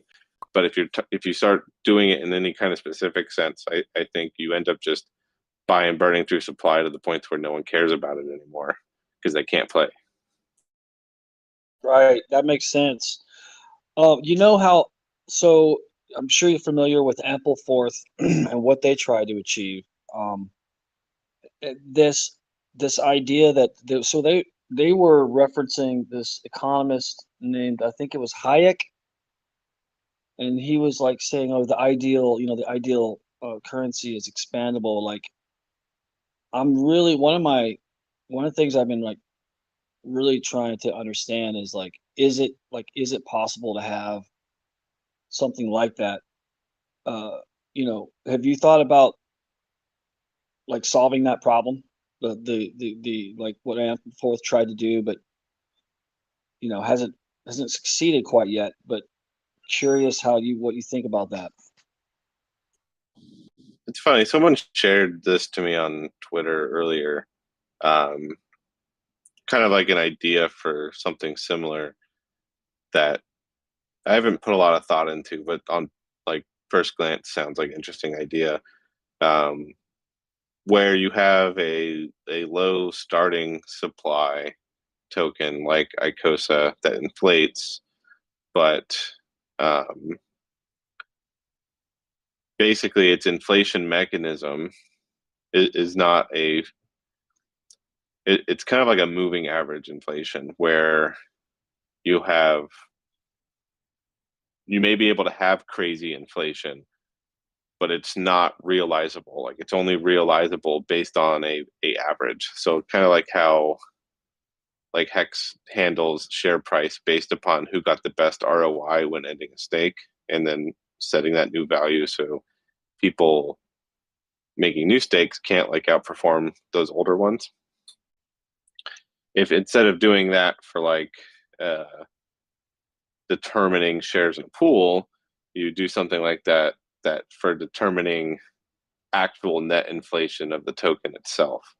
So like you can earn yield, but your yield can never outperform the mean average of inflation throughout the entire system, which kind of gives us, it's like a double-edged sword. Like you don't have this possibility of crazy inflationary returns for people, but on the flip side of it, you have a much more stable and controlled inflation that's fairly reserved in general. Like if it starts getting too far out of hand, it will just dial down. And if it starts getting too low, it'll ramp up, just based on a median moving average. And I put very little thought into like whether it's actually a good idea, but it's kind of in line with what you're talking about, and maybe it's cool. I don't know. We'll see. I was like playing with this idea that, so kind of like Ampleforth, when the market cap goes up, your wallet increases. Like somehow it could be programmed into, like if you don't, and this is going to sound ridiculous, it's just ideas I was just throwing out there, and so it may be completely impractical, but the idea of like the velocity of money and keeping money moving, like if it be programmed so that if you don't spend at least 0.1% of what's in your wallet a day, you have that removed. It automatically just removes from your wallet, so that people are incentivized to spend or to constantly keep it moving as a currency. But again, because we have smart contracts, like anything is possible in that way. Yeah, it's just an idea I thought. I think in a traditional crypto system, it doesn't work simply because people are too focused on value. But if you can derive value from something else, yeah, I'm gonna hate for bringing this up, but what you're talking about is not even too dissimilar from effectively what Zen is doing. And like I don't think Zen stands, like, unless people start really building things on top of it like crazy, it probably never pumps. But that's like, it's almost not the point of Zen. The point is like Zen has everyone talking about it because everyone has it, and it's constantly flowing because people can constantly mint it, and it can constantly be dumped. As long as there's any LP, you can just freely extract value if you're willing to wait. So it's like, it's a great marketing tool, that's for sure. But I think in this idea where, this crypto stuff has a value based, because like the value of crypto is just a ratio at the end of the day, right? Like you can look at Bitcoin being $20,000 or whatever and be like, wow, it's so high, but really it's just a ratio of like how many dollars are in a pool versus how many Bitcoin are in a pool. It's really it. And the only reason Bitcoin goes up is largely because the DXY goes down. It's like they're almost always inversely correlated. So as long as that is the primary value derivation for crypto, I don't think something like that works. But the key point here is like, if value isn't the thing, if the value of the thing, of the currency itself, is not the primary desire to have it, and this is like USD, like the actual paper money, for example, right? It's like the only reason you have it is because everyone takes it. It's like the value kind of is non-existent. It goes up, down, left, right. Doesn't really matter. Like eggs are $1 1 year and they're $4 the next. And who knows what it'll be another 5 years. Maybe it's more, maybe it's less. But it's not so much the value of USD that matters. It's its utility within the market that matters. So something like what you're talking about would make a ton of sense for a CBDC. Right. Do ultimately.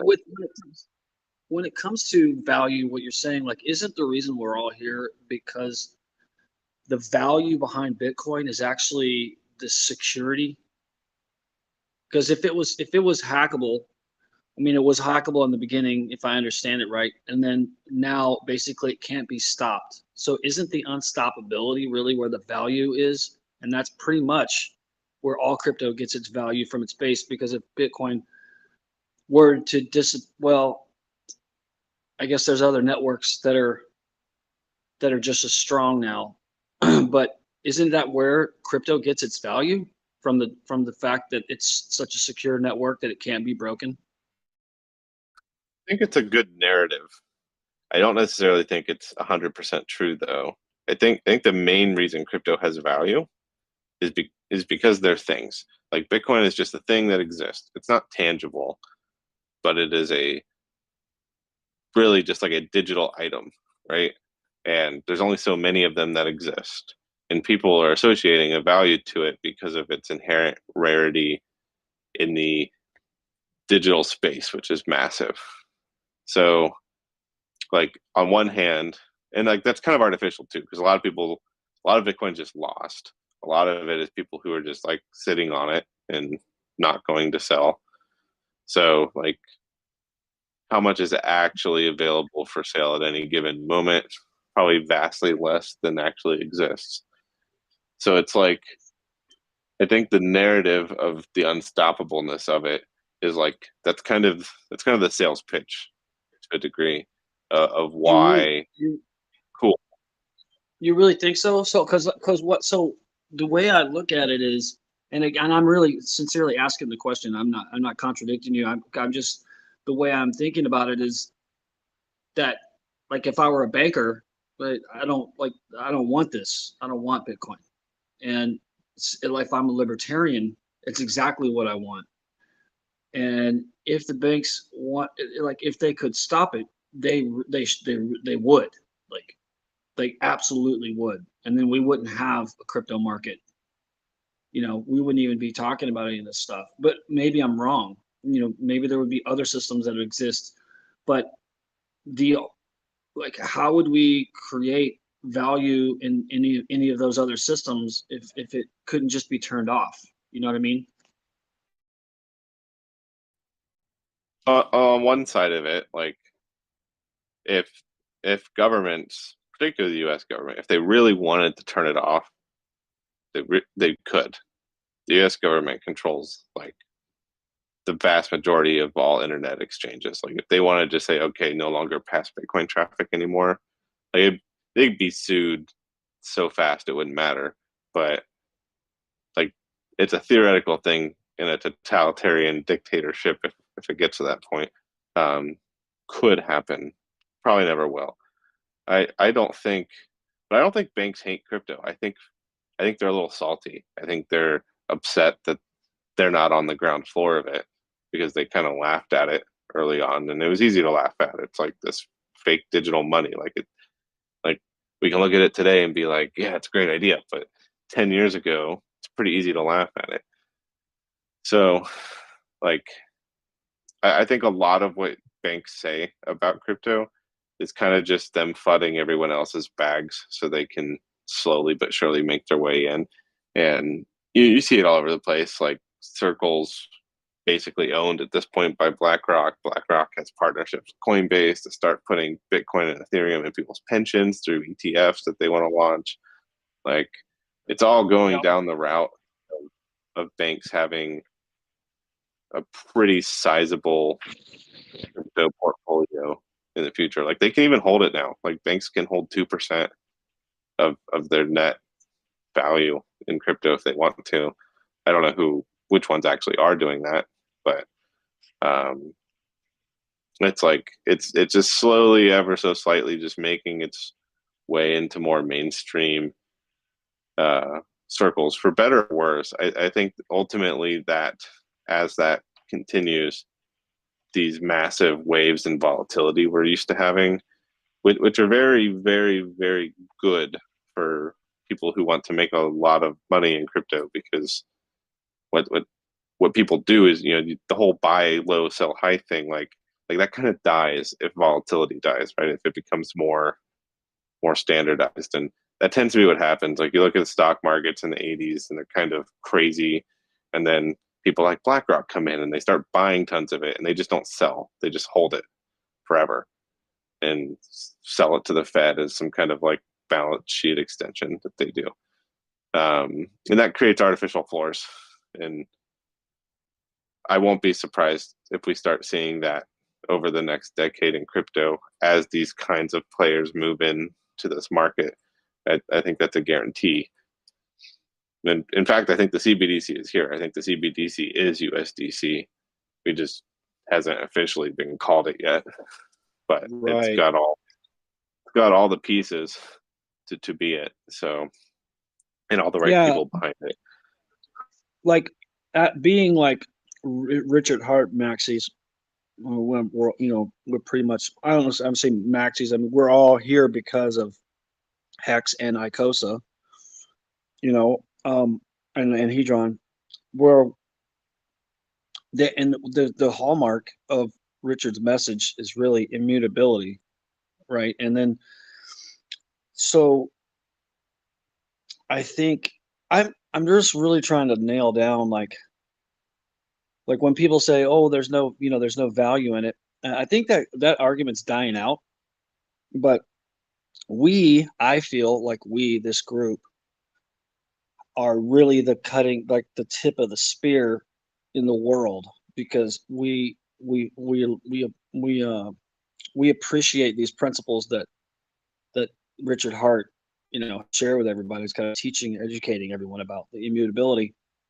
And like, now that we have like these immutable, like Jesse was kind of like taught the community about immutable stable coins with liquidity and liquid loans, and now PXD, which is going to be the Pulse chain stablecoin, right? And the immutable nature of it, and it's like them being unbreakable, like that. What is this right there?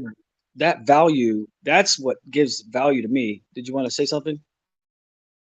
PXD? What's that? Oh, PXD is the Pulse X stablecoin. It's liquid loans. Liquid loans. Basically forking liquid loans for Pulse X.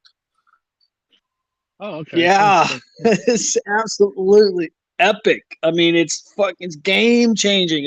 It's amazing, and like the fact that we have these immutable, unbreakable stable coins. So far, it's unbreakable, but it has an instantaneous redemption mechanism, right? It doesn't take 6 hours. I might be saying that wrong. It might not be redemption, but it's like where it like that immutability and us that are this community is like on the bleeding edge of the value of crypto, and it's in that immutability that I think that we have like the strongest, most valuable in all of crypto. Would you say that's true? I think most people in crypto could give two fucking shits less about immutability. They don't understand why that ultimately is going to be very important.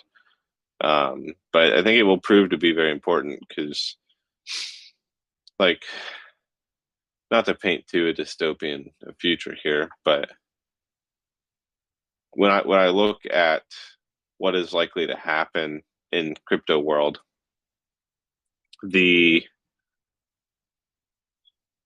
I believe probably the average investor, so like a retail investor, at some point they're not necessarily going to be illegal to have your own private keys, but I think there will be regulations that prevent exchanges like Coinbase from just willy-nilly allowing anyone to just withdraw money into their own wallet.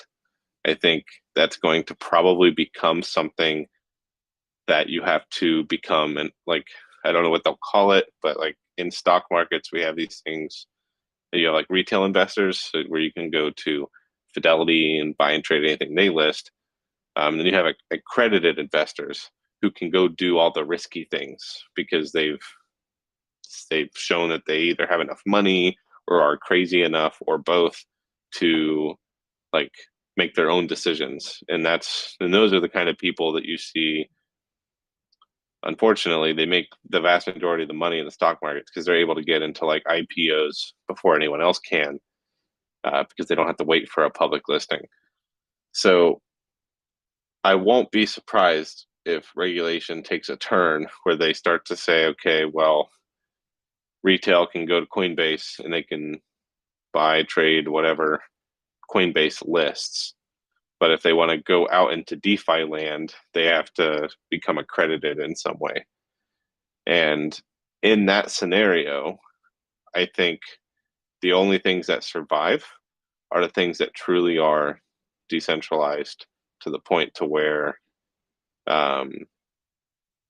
they don't require any like third-party management and stuff like that. And like you can almost see evidence of that when, like, I don't think Ethereum Fair or ETH are particularly good chains or anything anyone should invest a ton in unless you just like incredibly risky things. But like those things show that like what coins are doing well over there. It's like all the hex stuff is because it can work, because it doesn't need any fancy shit. It's all self-sufficient, all immutable. It just point user interface and go, versus like 99% of everything else just does nothing because it can't work over there because it's missing the oracles, it's missing Chainlink, it's all that stuff. Right.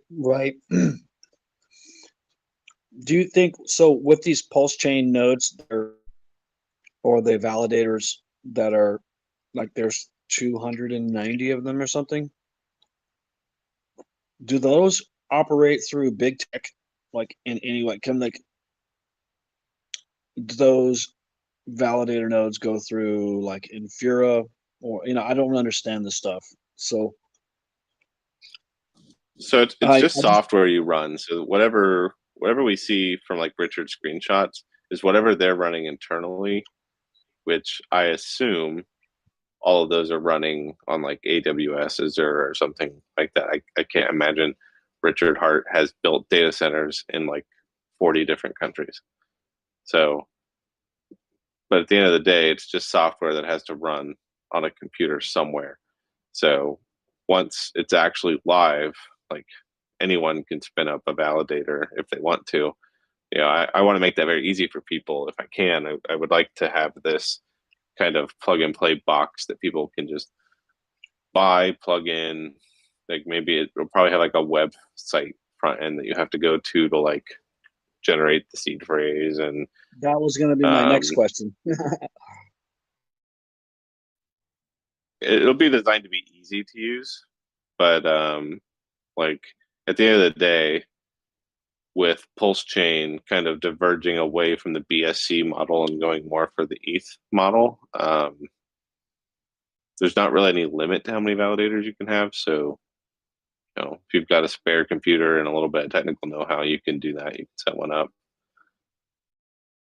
Do you have any clue? Like, I know this is probably impossible to determine, but I mean, maybe you do know how profitable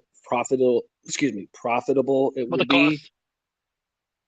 Yeah, how profitable it will be, like in the short term, the long term. Like, I think it'll be well worth. Pulse price, but inherently a validator does not have to consume. It's not like a miner. A miner has to actually use a lot of electricity to do what it does.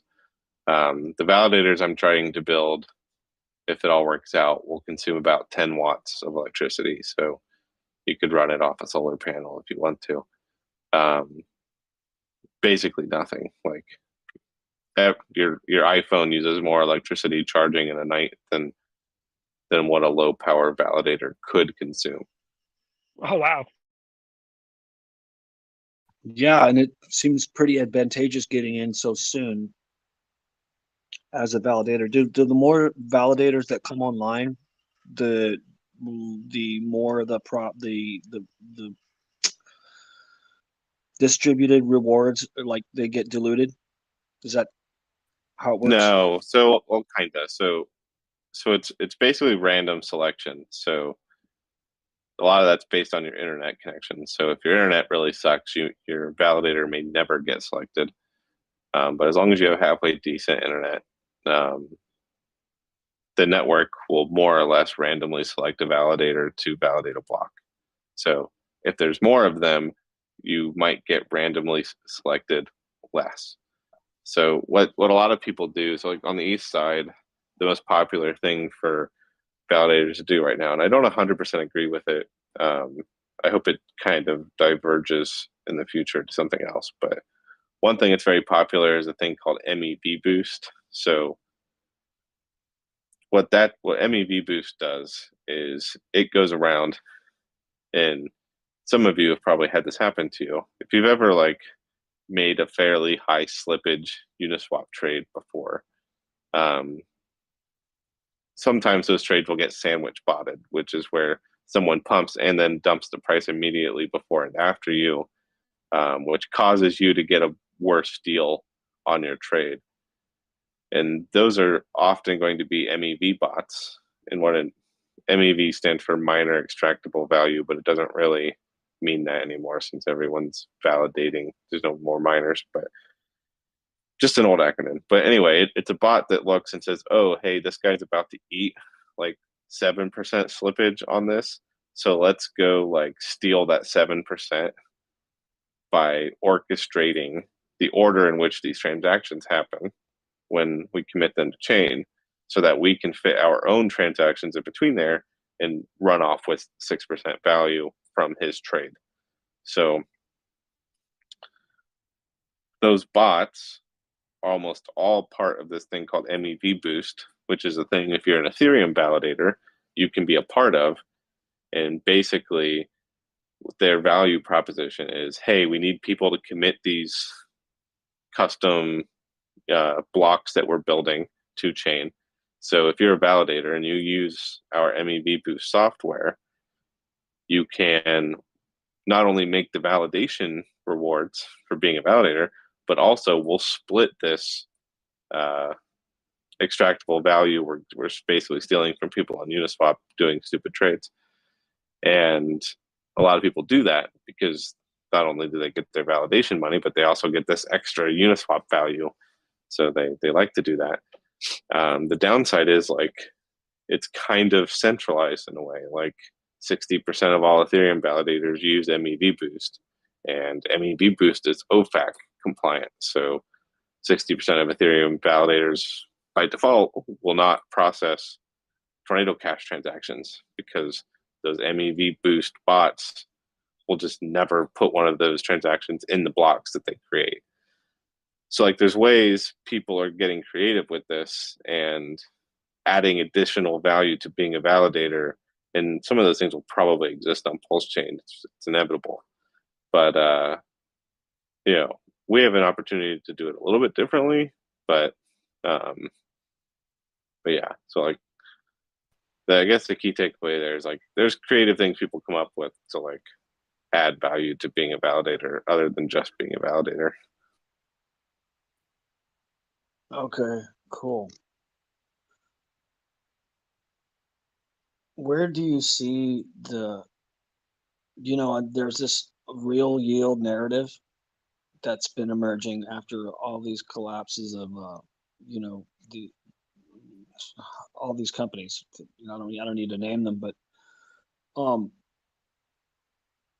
in terms of like real tokenization and real assets, do you see like, is there anything like words of wisdom in terms of like where do you see things evolving in terms of like real world assets? And I'm just trying to wrap my mind around some of that stuff. I'm wondering if you have any ideas on that. Anything that attempts to go outside of the blockchain to do something. So like Celsius, right? You're giving someone your Bitcoin, they're giving you like 8% yield on it in stables, but in reality, they're trading your Bitcoin, trying to outperform the yield they're paying you. And if they fail at that, they declare bankruptcy. And I think that model doesn't work in crypto at all. Like it obviously doesn't work because they did file for bankruptcy, but like it's an antithesis to crypto, which Richard Hart screams at the top of his lungs all the time. So we're well familiar with that. But when it comes to like everything else, in particularly like yield generating systems,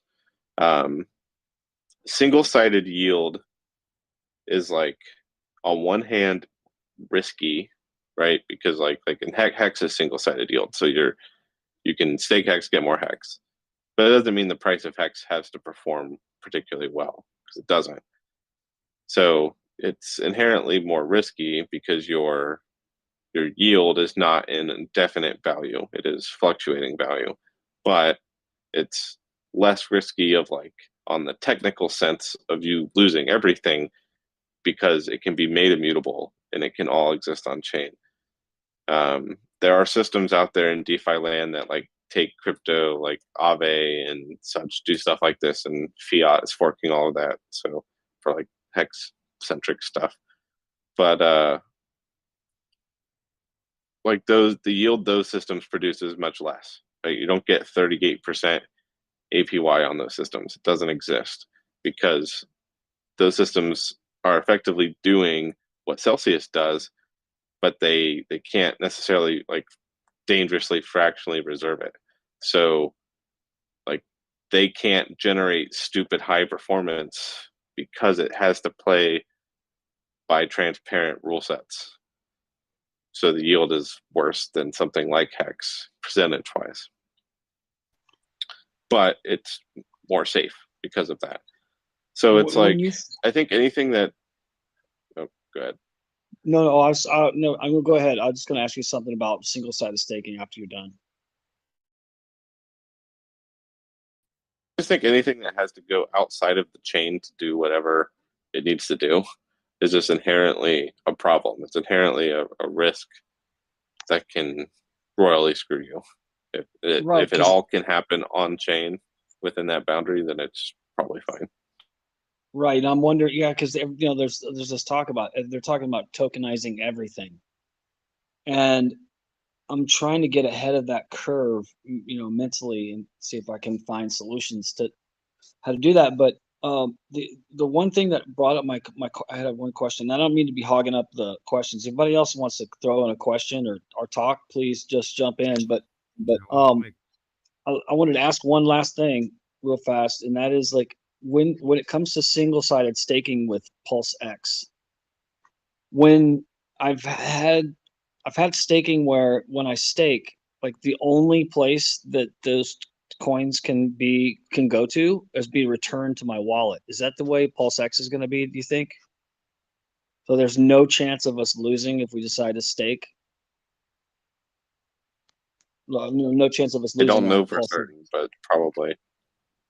Yeah, like that will happen with probably within the same contract that creates the Pulse X. So I don't think I don't know if there's a penalty system built into it or not, but I don't think there is. I think it's a just come and go as you please type system. Yeah, main thing I was concerned about is like if we do decide to stake, like if there's there's no way of losing our coins, with like like the only place that they can go is being returned back to us. But anyway, so I think somebody else wanted to ask something.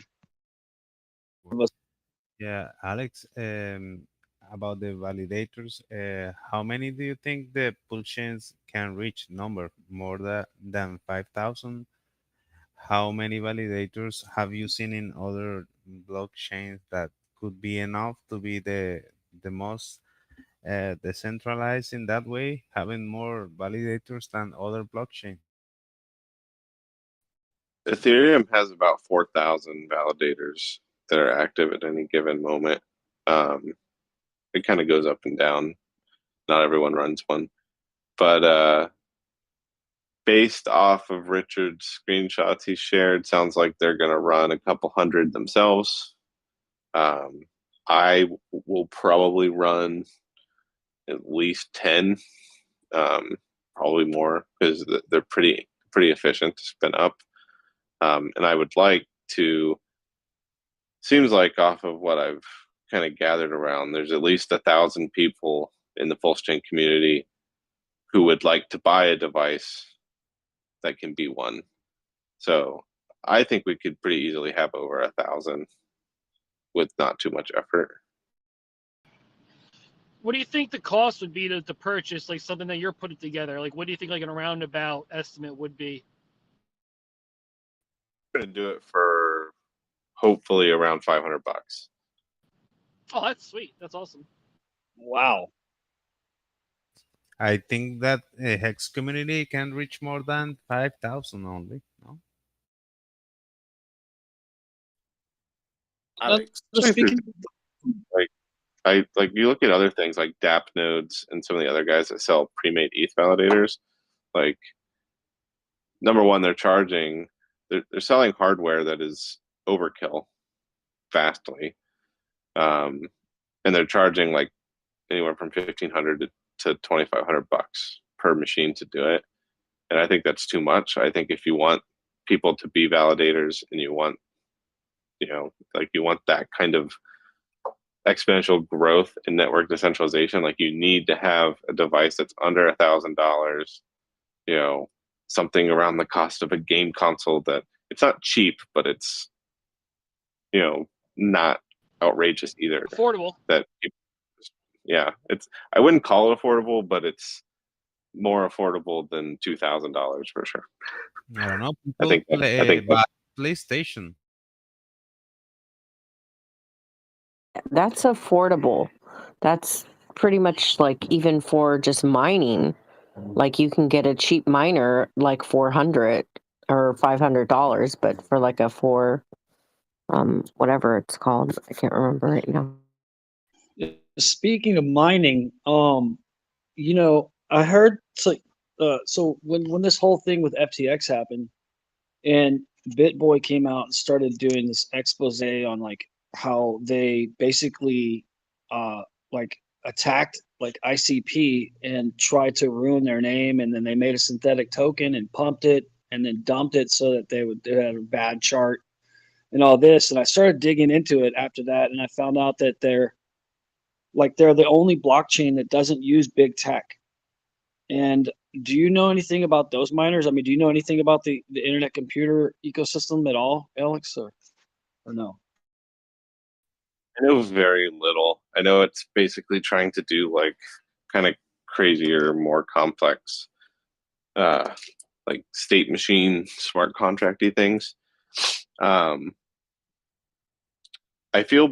truly feel bad for anyone who built anything cool that connected to FTX as like a main liquidity partner, because all those guys created a thing and gave FTX free tokens, and at this point ruined them. Like, Solana's kind of mean. It goes down all the time. It's kind of bad, but economically, it's much worse off now being connected to FTX than it would have been otherwise. So yeah, it's like that sucks. Yeah, it does. And I was like I was surprised too, because now it's coming out. They have a lawsuit against these, I guess, dogs that they had hired to come out. And then he was working with the New York Times, and the New York Times like put out a hit piece against him. Anyway, it's just all coordinated things. But the point is, what I was really fascinated by, and since you're so technically savvy, is that they literally do not use any big tech. So like in Ethereum like uses Infura, right? And then I guess what they said was every blockchain uses some sort of big tech gateway, whereas the machines that Internet Computer uses like literally does not use anything. And they actually they're not what they say is they're not competing with. Now I'm not here like I'm just fascinated with the technology, and I want to get into possibly into the mining because they're actually integrated Bitcoin, and they're about to integrate Bitcoin so that it's like really fast and it's not off chain like Lightning. It's not like a secondary layer. They have these kind of like whatever things, but this is specialized hardware, and they don't use any big tech. And I'm wondering, like, if it ever got down to dystopian stuff, like would it be a viable alternative to move, pulse chain in the ecosystem onto the internet computer that is don't use any big tech services whatsoever. But my main thing was, if you were familiar with it, I was going to ask you about the mining gear, but yeah, but you're not. But so thanks. I mean, a lot of that sounds like marketing fluff. Like, in reality, Ethereum doesn't depend on big tech at all. Doesn't need it. It could run entirely off of just people running validators at home. And a large portion of Ethereum is that you just have these large tech companies like Consensus, who owns MetaMask and Impera, who say, hey, we can provide a service here based on Ethereum that people like Alex will pay for because they need RPC access that's actually performant. Like, you don't want to have all the things you build, like particularly the user facing side. So like Hedron and Icosa, smart contracts themselves, they don't need anything to work. They just run on the chain. But the user interface that people use, and the user interfaces that other people have built for Hedron, Icosa, and Hex, and all these things, those all have to get blockchain data from somewhere. And ideally, that needs to be fairly fast. You don't want your Raspberry Pi you plugged in on your kitchen counter to be serving RPC requests for thousands of people across the world. It won't work very well. So Infura's business model is making RPC very fast for people. And that's good on the service provider front, bad on the centralization front, because they have the ability to censor things or monitor things, like because they have MetaMask. By default, all MetaMask transactions for Ethereum go through Infura, so they know if you use MetaMask, and Consensus knows, in theory, your address, your IP address, probably to a degree who you are, and how much money you have on the blockchain. So it's kind of like dirty in the sense that like the convenience of it is what is damning, not necessarily like its implications on the chain itself. I see. Right. Would an alternative, the best alternative, just to have more privacy? Like, I know that there's the block wallet, but that's like a Chrome extension in itself.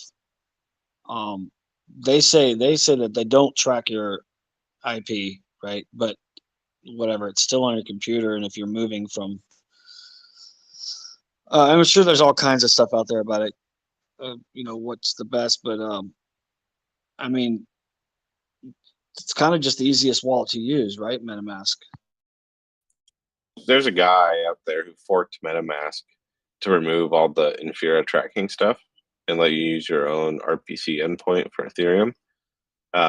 He just is legally not allowed to go put it on the Chrome App Store. Like, you have to kind of be a dev, go to his GitHub, build the extension, and install it yourself. It's not, he's got a guide. It's not, you could, and most, I would say if you're at least moderately computer inclined, you can go do that and build that version of MetaMask for yourself, and just not have anything to do with Consensus or Infura. And then you run your own validator at home, and then you use that for RPC. And because you're doing it all yourself on that front, and it's only you that's using it, so you don't have to worry about it being very performant, because it will be perfectly fine for just one person. Then you're kind of back fully in decentral land to a degree. So I would hope that's amazing. with whatever wallet Richard Hart comes out with, like if I can have it to where people can buy validators that are mostly plug and play for $500, Richard Hart comes out with a MetaMask clone or whatever it's going to be, and I can just say, hey, here's how you connect to your validator with that, and no one can track you. Then, like that's best case scenario for Pulse Chain. That sounds awesome. Chat. I was like, well, I was wondering that I have no coding experience, but would Chat GPT be able to like create that front end if I found that guy on GitHub? Fortunately, probably not. Chat GPT is like, it's good for ideas. Like you can, like people tell it to write code, and then it does, and they're like, oh wow, it wrote code. The code it writes is like almost always like got the right idea. Like you can tell, like it's not stupid. Like it's not spewing out gibberish. It's got the right methodology. It's funny if you want to look at a fun tweet thread. This was a few months ago, but when ChatGPT came out, I told it to write. Ultimately, I was like, "Hey, write me a Solidity smart contract where the value of the token only goes up forever," and it basically wrote the core idea of Hex, which was funny. But it's like the code it wrote is a right idea. If you were a developer, you could read what it was doing and kind of fix it, because it won't work as ChatGPT writes it. Like it skips a lot of stuff, but it's really good for like scaffolding ideas. The other day, I asked you about the nominated proof of stake versus just regular proof of stake, and you said it compromises some decentralization for more security. I hate to keep drilling you with all these questions, man. I just don't get a chance to, it's a rare chance to get to hang out with you. But this will be my last question.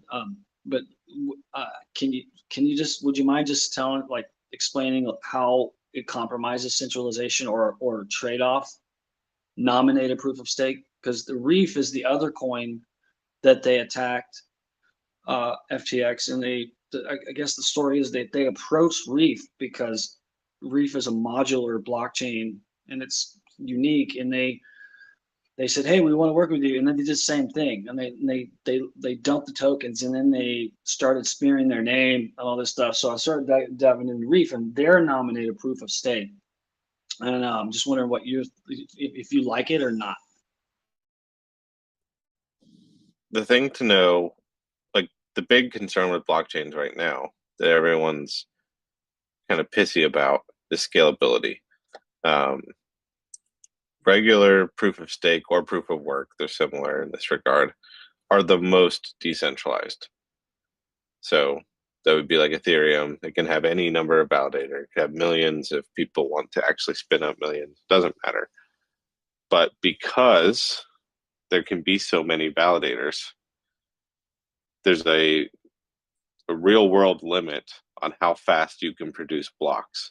So the reason Ethereum has a 13-second block time is because you need to give enough time for, like, let's say you have 1 million validators, right? So one guy is selected to be the validator for this block, and he produces the block. Great. Now you need to get 51% of the 1 million validators across the world to all acknowledge it in order for that block to get actually like committed to chain. That takes some time when you have so many validators scattered across the world. And like I realize now it's only like 4,000, but they're all over the world and they all have different internet connections, some much better than others. And you need to just have enough time in the real world for a consensus to happen.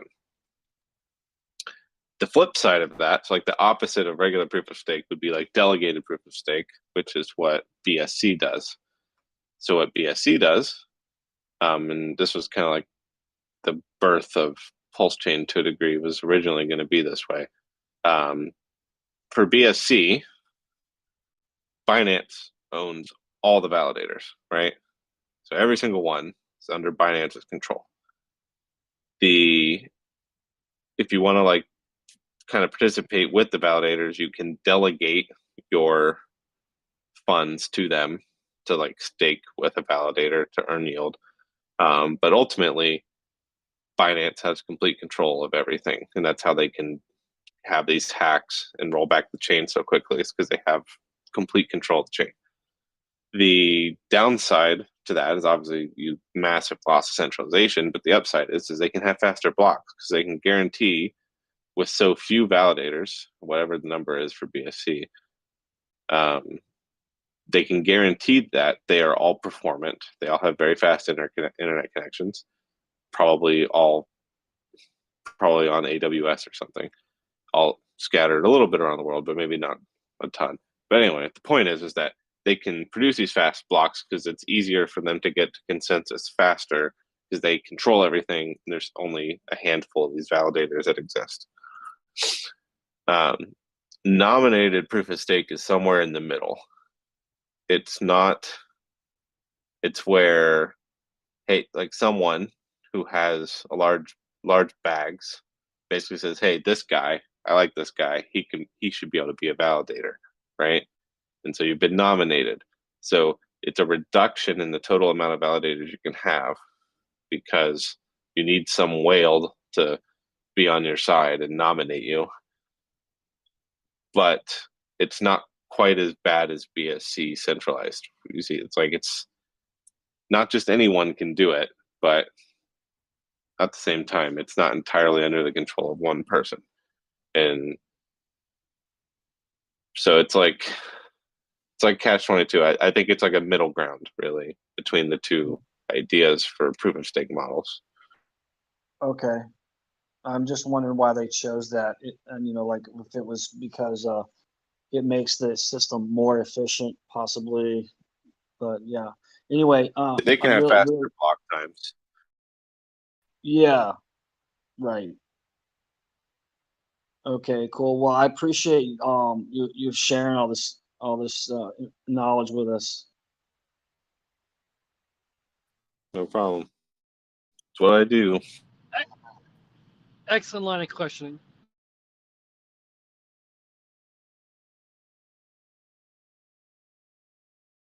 What's that, Mango?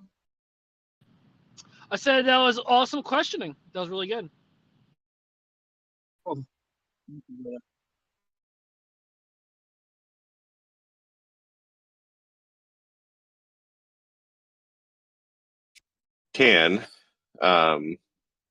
Realistically, with how much power the Raspberry Pi has, you need a way of getting a good amount of storage on it that's fairly quick. Like it's got to be at least some kind of SSD. It can be some crappy, it can be like the Samsung QVO, which is like their slowest one. But as long as you've got a few terabytes of that, a Raspberry Pi has the power to do it. You probably want the one with 8 gigs of RAM. The downside, the complication with Raspberry Pi is there's like not really a good fast way to get the SSD attached to it. So the board I actually recommend, at least the one I'm testing right now, is called an Odroid M1. It's a bit more expensive than a Raspberry Pi, but it has built-in SATA and NVMe interfaces on the board, and you can get a case for it for like $9. If that works out, that will probably be the device that I end up trying to sell to people pre-configured. But if you just want to build it yourself, I think the board alone you can get for like 150-ish, and you need to like figure out the SSD and what software you're going to run and all that kind of stuff. So you can build it yourself. That's kind of what I'm playing with at the moment. But there's no reason a Raspberry Pi can't do it if you can get the one with big RAM, so like 8 gigs, and get a fast SSD attached to it somehow. It should work.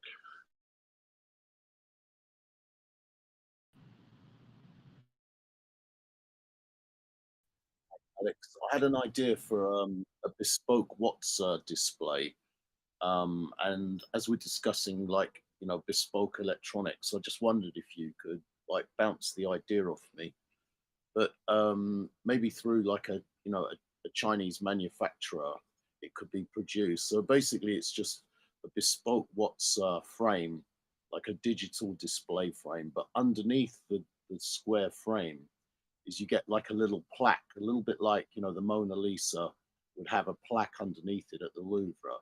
And that plaque is like a digital display which actually shows the current price of your Watsa in dollar terms. And also you might have a little maybe remote control or a couple of buttons that could bring up other information regarding, you know, the Watsa. It might look up the artist's name, or it might be able to actually change the display so you can go straight to OpenSea and buy more Watsas. So basically what you would do is you just simply input the token ID or the NFT number into the display, and then a Wi-Fi would connect your screen. Now, the reason I think this would be an amazing idea is because I've been mooting the idea that eventually things like banks and corporations will buy Watsas as kind of investment vehicles. And wouldn't it be great if you go into, you know, some company art collection and they've got their little display with showing how much is accruing, you know, on a daily basis. And they could actually have these displays, you know, in the foyers of their corporate headquarters. And I just wondered what the sort of technical, whether it would be technically possible to connect up some kind of Wi-Fi that would actually monitor your Watsa, display it, and have other functions that, as I said, you know, you press little buttons, very, very simple, you know, interface that does 4 or 5 things to actually display your Watsa almost like on a digital sort of square bespoke TV screen. Somebody should build that, but they should do it for NFTs in general, not just Watsas. It's like a digital picture frame with Wi-Fi that maybe you put your wallet address in it, and it will rotate through all the NFTs you have or something like that.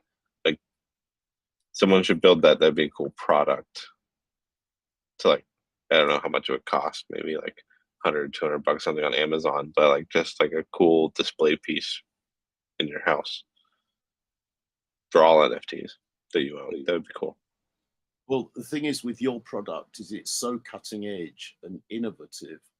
You know, using a marketing strapline like, you know, art that makes yield while you sleep, and actually displays, you know, each day the dollar value that your Watsa is worth. Like every day you wake up and like a clock, you know, in the morning, you look at the display and obviously the value of your artwork has gone up. And I just think it's absolutely perfect for Watsas because they combine, you know, digital, you know, the digital ability to own an artwork with actually a financial product. So in that way, you know, it's sort of cutting edge. And I think that, you know, that the wider art world could kind of grasp that, and investors can grasp it. And it makes it a physical sort of tangible object, as well as just something that exists that you can swap on OpenSea. You know, I'd love to go to. I think that'd be cool. I'd love to go to, say, the Tate Gallery or in the UK, or, you know, the Louvre, and see the first Watsa display with the, you know, with the little bespoke plaque underneath it.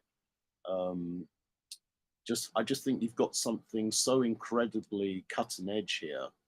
You know, it just needs someone with a bit of tech, and, you know, who could go to Alibaba and connect with, you know, a Chinese manufacturer who can actually produce it with some nice graphics on the box. And as I said, sort of sold under, you know, the banner of, you know, art that makes money while you sleep or something like that. And you know what would be like the purple cow of like adding an idea like where the only way you can turn it on and activate it is with an Italian accent, and you say, "Hey, what's the price of my NFT today, huh?"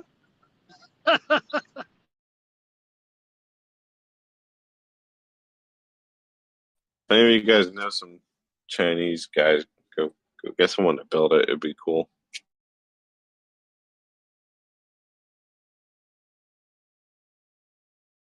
Before World War III starts. Well, I mean, there must be someone. Yeah. There must be somebody in the Hex community that's already. I mean, like, you know, Hex toys are pretty well connected with their ability to create things like watches and stuff. And I'm sure there's someone in the Hex community that could actually, you know, start at the front line and back.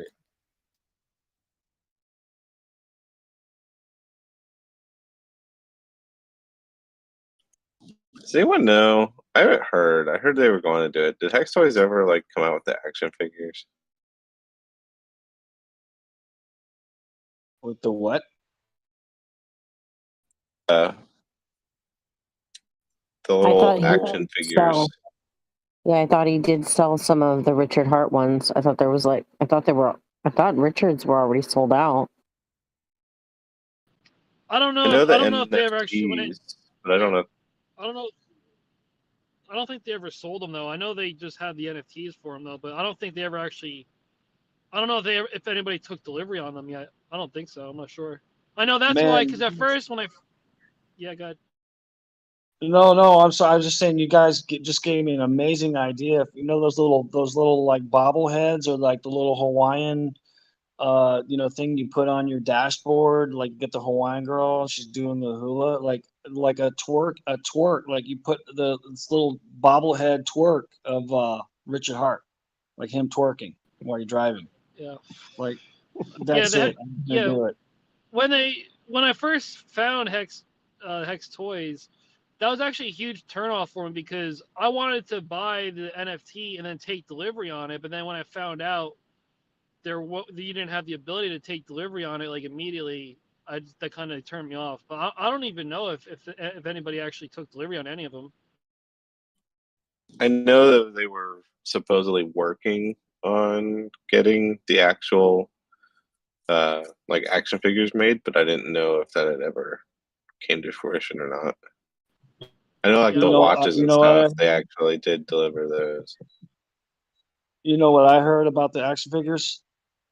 2 more weeks. Yeah. Right. That's what Motley was gonna do the die cast for the cars, and that would have been really cool to have those.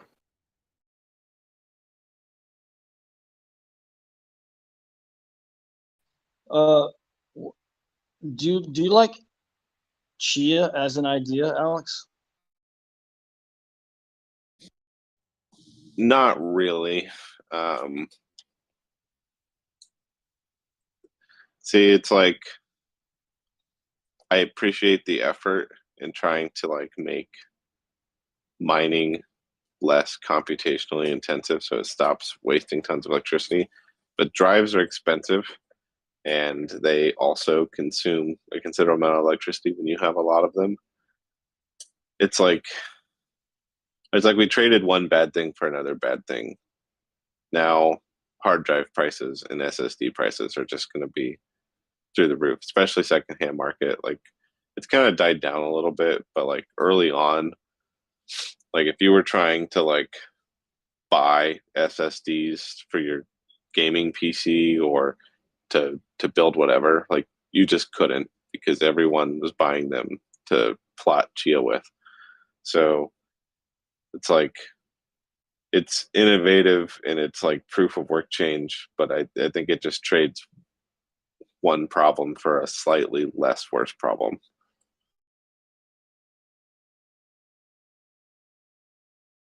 Okay.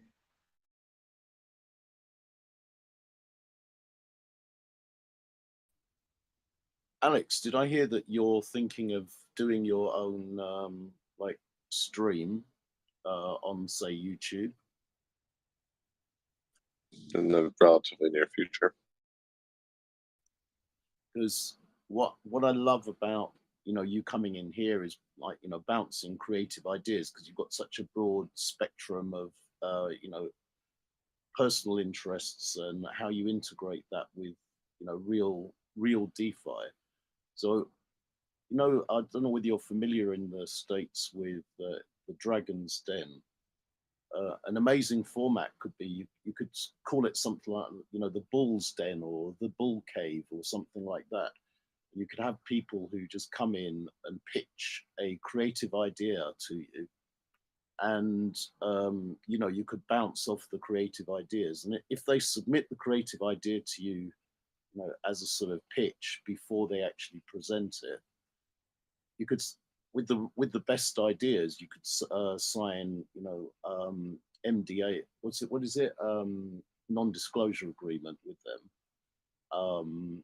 And you could actually, you know, get the community to bounce creative ideas. I just love creative ideas, and I think that, you know, what you've done to the Hex ecosystem, you know, you would be the perfect person to be sort of flying the banner of the sort of creative side of Hex, and you know, mooting and actually judging the ideas that come to you. I just think it would be such an engaging channel that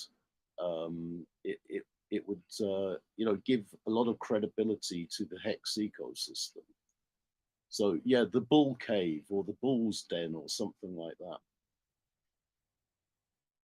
Good idea. The big problem is like people come up, like, not everyone in crypto has good intentions, and it's like most ideas, unfortunately, like, even people with good ideas, like, end up rugging things when they didn't have to do that. Like, there have been plenty of things where, like, I don't think reflection tokens are a horrible idea. I think the idea of a reflection token is, like, it's kind of a meme, but at the same point, like, it has a degree of merit in what it tries to do. It's not on paper a bad idea, but they've established such a horrible reputation for themselves because they're almost always rugs every single time. And I wish, it's like, on one hand, it's like, it'd be great to have this space for anyone with ideas, like, hey, look at this cool thing that I'm gonna do, and then, like, 2 months later, they rug it and run with everybody's money. It's like if you're gonna do something like that, or if I do something like that, it would have to be in a way where, like, it's either just ideas and not shilling, or the only way you get to even come talk about it is with a thorough review of whatever it is that you're doing. Yeah, and you'd have to be like, sit through 99 out of 100, you know, bad ideas, you know, that just be so, like, it'd just be a headache. Sorry, Right, but Christy, go ahead. it's okay. Pulse Media, Gary and I think B Roots actually teamed up on, or weren't you on that? I thought I saw you on that, Alex, because they're doing, like, where they're highlighting the different tokens in the ecosystem. Yeah, Shill Yeah, Tank. and I like most of those guys, but like shit, some of the things they've talked about turned into rugs. You know, it's like, I don't know. It's like, I understand wholeheartedly Richard's position of trying not to talk about anything other than his stuff, because at least, you know, he has some degree of control over his stuff. But like, maybe sometimes I think he's a little too strict about it, but, you know, beggars can't be choosers. But the like, the flip side of it's like if, even if it's not a rug and it's just a bad idea, and like, people who watch content because I'm on it and I'm like, hey, you know, this guy's gonna talk about this thing, even if I'm just straight up and I was like, I think your idea is horrible and it won't work out, and he launches it, and then like 10 people who follow me go into that because they heard him talk about it and they liked what he said for whatever reason, and then it turns out poorly. It's like, you know, for whatever reason, that doesn't like hurt people on the internet. I don't understand why. It's like, seems like the more you get your followers to do things that wreck them, the more followers you get. Seems to be the status quo these days. But I would just be very careful on avoiding that because I just don't like the ethics. Right, but I think Pulse Media would actually be more like you highlighting Hedron Icosa system.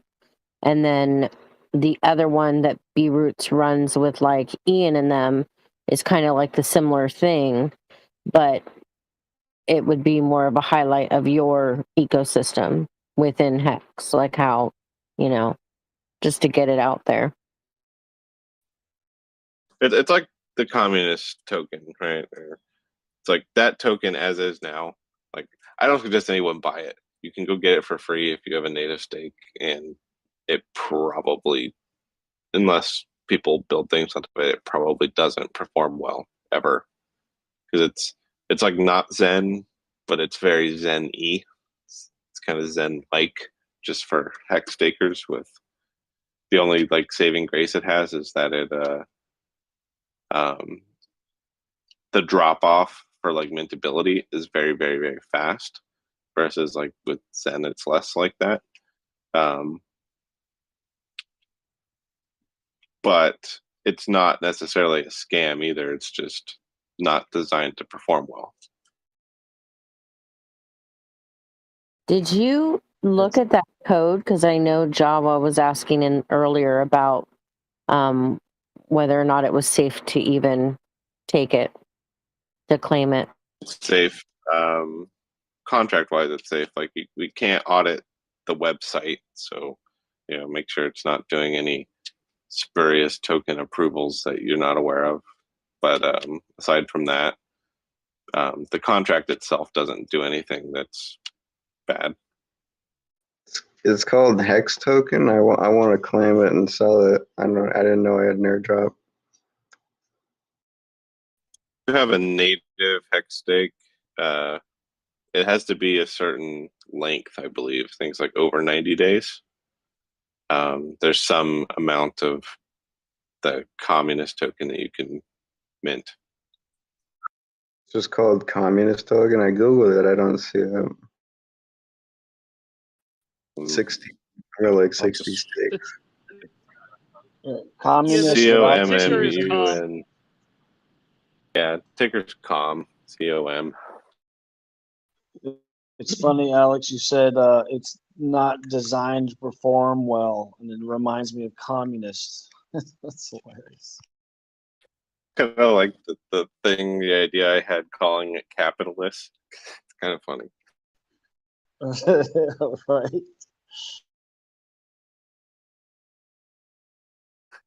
To build socialists, and then they have a complete setup.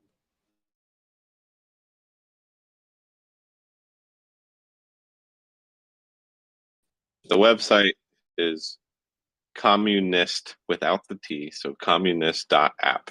APP. That's the website for it. I found it on CoinMarketCap. Yeah, I mean, I might as well sell it and buy Hex with it, maybe. Everyone seems to be doing for the moment, anyways.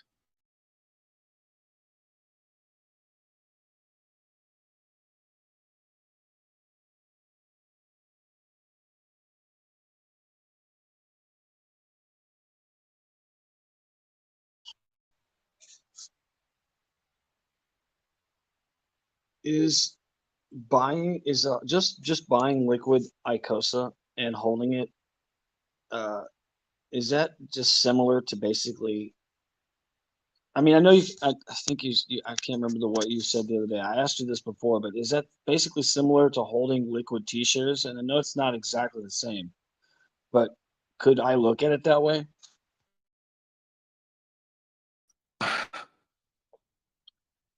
Not exactly, because like a T-share is dynamic in value. It pretty much only goes up and to the right. But so like if you have Icosa staked, that's a yes. Or if you have like a hex stake that's minting Hedron, that's also a yes. But holding liquid, it's more like having a T-share at a specific point in time, but not necessarily getting the benefits of actually having the T-share where its value increases over time. Granted, like if the price of Icosa goes up, then null point, right? Because then it did increase over time. So who knows? Are you like hypnotically suggestible? Because I was gonna see if I could try to hypnotize that top secret out of you. A top secret project. Okay, just relax, Alex. I'm just kidding. Think S&P 500. That's about as much as I'm going to give you. What? That was good. Yeah. All right. I can think of all kinds of stuff.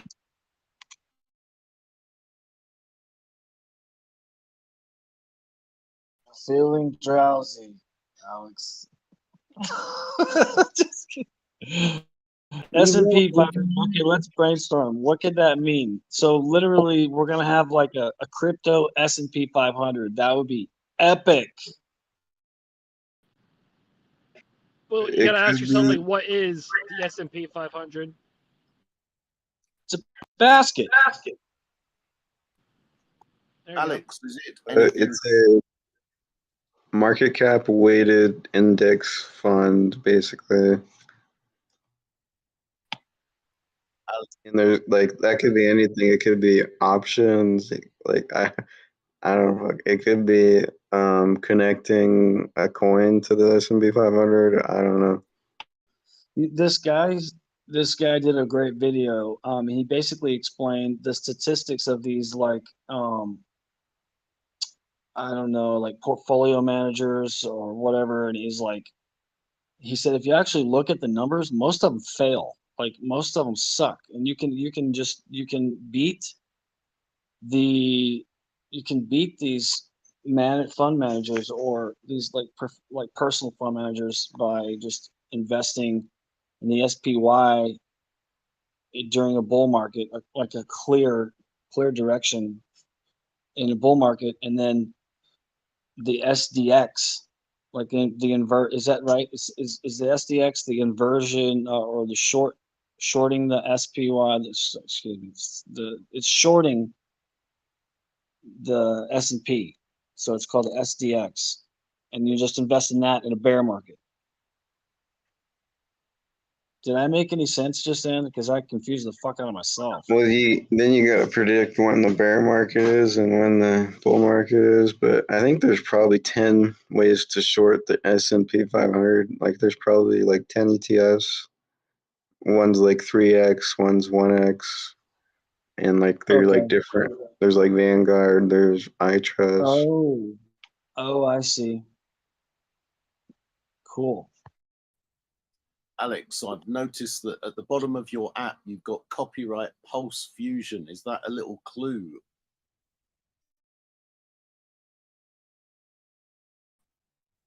You can Google it. I don't even know if you can Google it, but it's not really a clue. Pulse Fusion's just a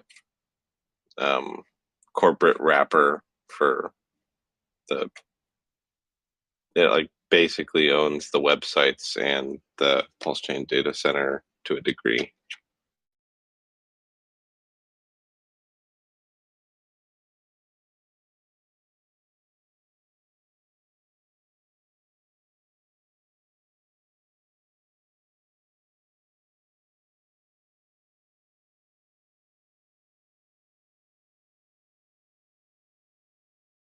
You realize, Alex, we're all going to be pumping Hexecutioner and all the admins about this until you launch.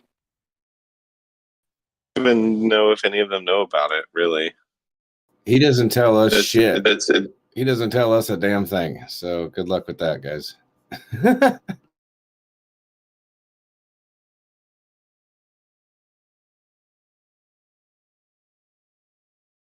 And even if he did, I would tell you that he doesn't tell us shit. So there you go. Right, but I'm still gonna pick your brain on what we could be looking at. I think that he's pretty much already told you. You just don't realize it.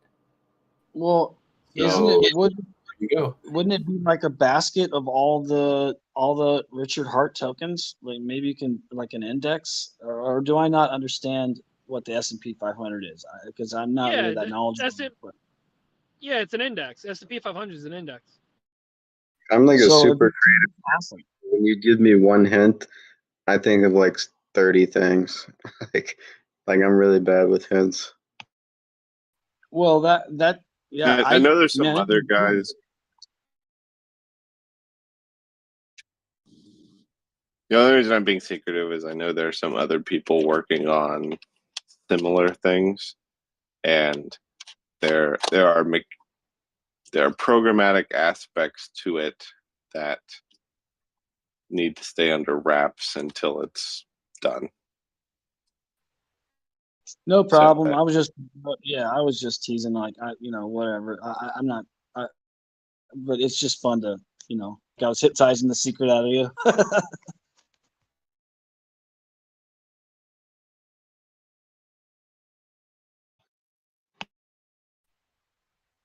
But it would be cool from an outside perspective if like somebody comes in there like, oh yeah, I heard this guy Richard Hart, he's the one who invented Pulse, like when it's world famous, and then being able to just, oh man, this crypto stuff's complicated. Okay, well you can just invest in a basket of Richard Hart projects, Richard Hart and Alex projects.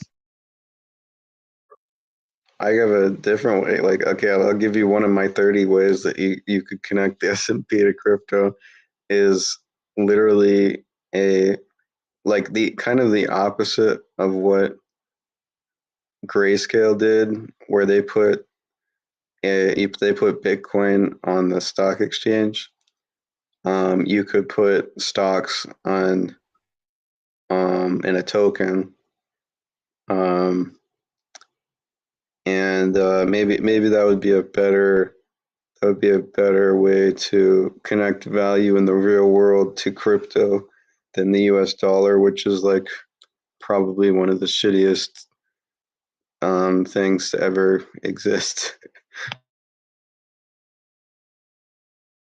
Someone will do that eventually. That will be like, it'll probably be somebody like BlackRock or whatever, but somebody will tokenize stocks on dexes for trading.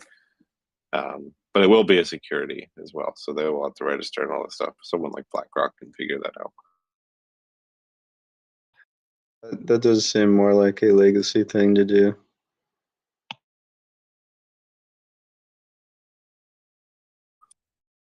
Head off here and go to bed, guys, but it's been nice chatting with you. So yeah. Thanks, Alex. Yeah, see you, Alex. Thanks a lot. Yeah, thanks for popping in, Alex.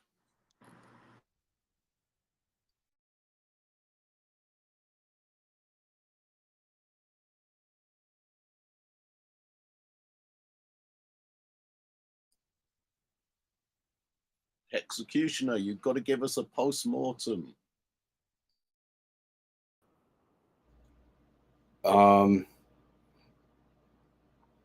What exactly? Just some of the clues that he drops. I mean, it's I can't. You guys want more clues than what he just gave you? Oh no, you're sorry, not. I don't want you to give us clues. It's more an analysis of the clues that he gave. I can't. I'm going to not do that because I already know. So I'm going to say that he's given you guys plenty. Yeah. So I'm not a good liar, and I'm not going to lie to you guys, and I'm not just going to make shit up. So I think that he's done an excellent job tonight. And honestly, he's actually given you guys way more than I expected. So that's cool, right? But it's up to him, right, to do those things. It's not up to me to do that. That's for sure. The question is, are you giddy excited about what he's doing without telling us what it is? Well, I mean, yeah. You don't Absolutely. sound I'm not supposed to. I'm just kidding, bro. Well, then let me ask you this. So let's go back to this other question that you hate getting, which is, do we need to with this information, should we reanalyze having more whale or dolphin positions? Okay. Now, this is a speculative question in and of itself, right? So let's speculate then. Do we suppose, now when I say we, I mean you as individuals listening now, so get in your own heads about this. Do we suppose that the last bull run that we had was the finale of all bull runs? And if you really do think that, then you've probably already sold the bottom and you're already trying to figure your way out. And that's okay. It may be a big mistake. However, the majority of these bull runs, when they do come back in, because I do believe that the cycles will continue, especially with infrastructure that's being built. The macro aspects of legacy finance and how they're moving, especially as you guys just heard Alex speaking about, and a post that I made with a video earlier when Wave Rider was first questioning about it, would suggest that we haven't seen anything yet. As far as whatever you guys that your X's are now on your profitability and speculative mindsets, would be that we haven't seen a fucking thing yet. So I would say that with that speculative nature, that would answer your question, Christy, regardless of whatever we're doing here. You had me in the first couple sentences, so cool. Thanks. Yeah. I mean, you could be into some garbage, but generally when you're into garbage, you know that you're getting into garbage, and that's a short-term play anyway. And those who go get into garbage for short-term plays generally move those assets into things that they believe in more. If said garbage that you have over a certain period of time turns out that you were wrong about it being garbage, then it would be another play for you to move in and out of those currencies back and forth between the ones that you know that are not garbage anymore.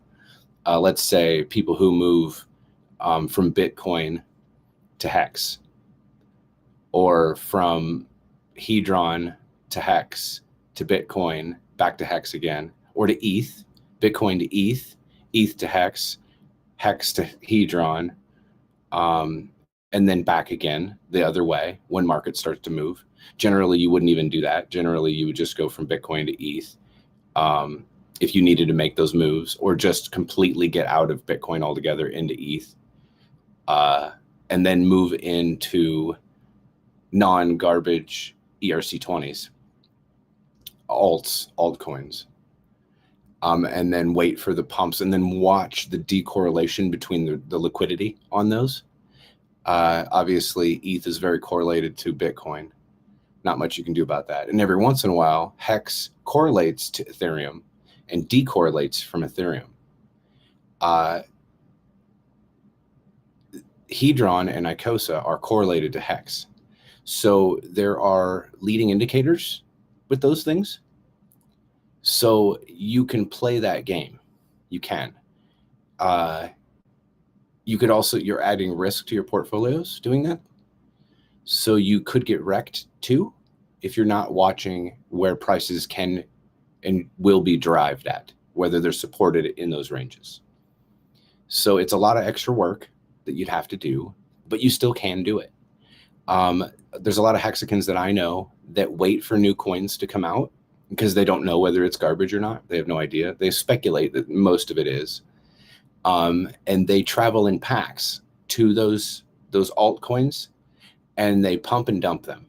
But in the pump and dump, what they do is they move money back into Hex or Hedron or Icosa now, And then eventually, when they see the market start to move against them, they go back into ETH or Bitcoin.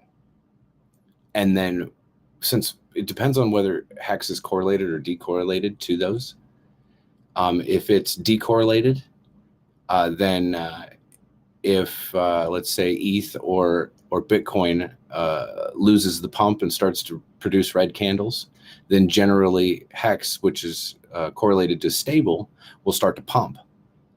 So they'll ride that pump, and then they'll try to pull it at a high RSI, and then go back into that other token, whether it be ETH or Bitcoin or whatever, and then try to ride another green candle out of that, and then just try to jump themselves back and forth, back and forth. That's generally what they do, traders anyway. You could make the wrong call and lose it all. That's the problem with those types of things. We have staking protocols. That's where I like to push my narratives, right? Don't worry about all the complicated shit, and you won't have to worry about making a mistake, right? Potentially.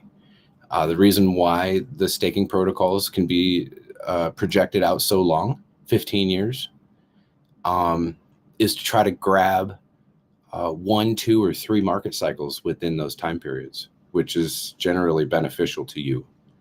And it keeps you away from doing the trading. I see a lot of people who want to make suggestions and speculative thought processes on whether they should have liquid or not.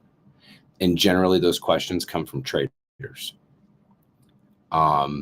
which is fine, right? That's fine to be a trader. If you're, the thing is most traders are their own worst enemies because they tout themselves as the best traders. I think that eventually here real soon, that we'll have more HEX ecosystem trading platforms for you to be able to leverage your position if you'd like, which may actually help to push into higher liquidity price ranges and support the lower liquidity price ranges for people who are devout, firm believers that have a lot of the token, to be able to liquidate those positions intentionally and try to pretty much steal money from traders as the traders are just trying to move back and forth, like I said that they would do. So that'll be fun, right? I don't suggest that people go get hurt or try to make money off of other people getting hurt, but shit happens, right? And if those things are available, if we as an ecosystem don't have people that are building those things, then somebody from outside the ecosystem is going to build those things when they catch on to the fact that what we are in this ecosystem isn't garbage, right? And there's a lot of other stuff out there that isn't garbage, but 90% of the rest of it is garbage. And you can chase those pumps too. But you just got to be the one to get in early, and then you have to be the first one out. But you have to ride the pump. So there's a risk. There's a lot of risks in this whole speculative speech that I'm going into. I've probably fired off like 100 different red flag warning signals as to risk that you're adding to your own portfolio, when you could just stake it, not worry about whether price is up, down, or all around, not worry about liquidity and who's doing what with those things. If you had liquid, I would suggest that you would utilize it in the form of Hedron to try to participate into an already staked asset class like HSIs. The bear market is a very interesting monster. I'm sure that you guys all agree. Those who haven't been through market cycles before will find out, right? Whether they did enough fuck around to find out, right? We all like that chart. I am excited, guys, about what I'm hearing for foundational support and infrastructure that's being built, not just with Pulse Chain, but yes, with Pulse Chain also. But in the greater side of the guys that I listen to, which is a very small group of people, Alex being one of those, that see the bigger side of things that are actually going on and trying to front run the legacy finance corporate that runs everything previous to them coming in too late, which they will. I mean, not necessarily. They have all the money, but why establish something new when something great could already be there? And then they'll have to invest into that, which would be one of the reasons why you'd have to be so secretive or nonchalant about the words that you use, releasing any information previous to the established coding of said product. So I think that these guys are incredibly intelligent. They know these games. They know what's going on in the small short term and the long game already when it comes to crypto assets and smart contract protocols. When it comes to building more infrastructure on top of what you'd call like banking, I think it all started with fiat on off ramps and stable coins on the thought processes, and has extrapolated to, well, first that shit was really difficult. Fiat on off ramps and stable tokens was a difficult thing where there was a lot of conversation where people were coming up with great ideas, but in the same groups, those ideas were literally being ripped apart piece by piece on how it was a failure, on how it could easily fail, risk profiles on every last aspect of it, until the idea was beat to smithereens. And then in the end result, you have an idea of the path in which you should take for the best, most safe way, not just for you to come out squeaky clean, but for the community to have something that's worth a shit to actually have involved with the ecosystem. And then now it's further progressed past that, right? There's not a whole lot of bantering and bickering about much more of the basic part of the infrastructure when it comes to, progressing forward with what crypto already has to offer. And now everyone's kind of gotten silent. Well, not everybody, but most of the developer folks have gone silent on progressing further into crypto. And the way that I would look into it is what is out there in legacy finance that we currently do not have in crypto, but would be very advantageous to have, is where their heads are currently wrapping around. No matter how difficult it may be, it does not matter. The types of guys that are there are more than capable of being able to game theory and brain blast it all to shit until it, like I said, it becomes something that even they go, hey, this is something we can work with here. So everyone's all, this is perfect too. Everyone's all concerned and up in arms about V3, Pulse Chain, and all these other things. And you also have Jack Levin that's doing a really good job of creating a lot of noise. I don't think it's much more than that, to be honest. I've questioned him a couple of times about a few things that he's doing and what he's up to. And really what I've gotten from him is he just wanted to do it because he wanted to see if he could. He doesn't really give a shit about it. Which is whatever, it's fine. I mean, it could end up being something, even though like his intentions to do actual real work on it, to progress it really quickly, is nothing like the guys that we have in our ecosystem, in our community, that are currently doing it, all the cool shit. So I think that there might be a little bit of game theory going on with what Jack might be doing to try to progress and push people faster, just by going out and coding a bunch of stuff, because he knows that he can. I mean, he could have one validator and only allow access for one validator to push that network that he has, and where he's pushing out 1 second blocks and be like, look how great this is, but then have no concern as to decentralization, security, throughput on anything. He could have discounted all of those things. And then within the next, I don't know, 2 years, he could slowly develop something where he's going to take away some of those things and add maximum value to another side of it. And then it might end up being something, but by then we'll already have pulse chain. And then he can just fork shit that he wants for that, right? Like, my main question was, are you concerned that Richard is going to block you from being able to involve any of your coins into his network? And that was not a concern of his. So it really is just him in a playground, a sandbox. That's all he wants to do.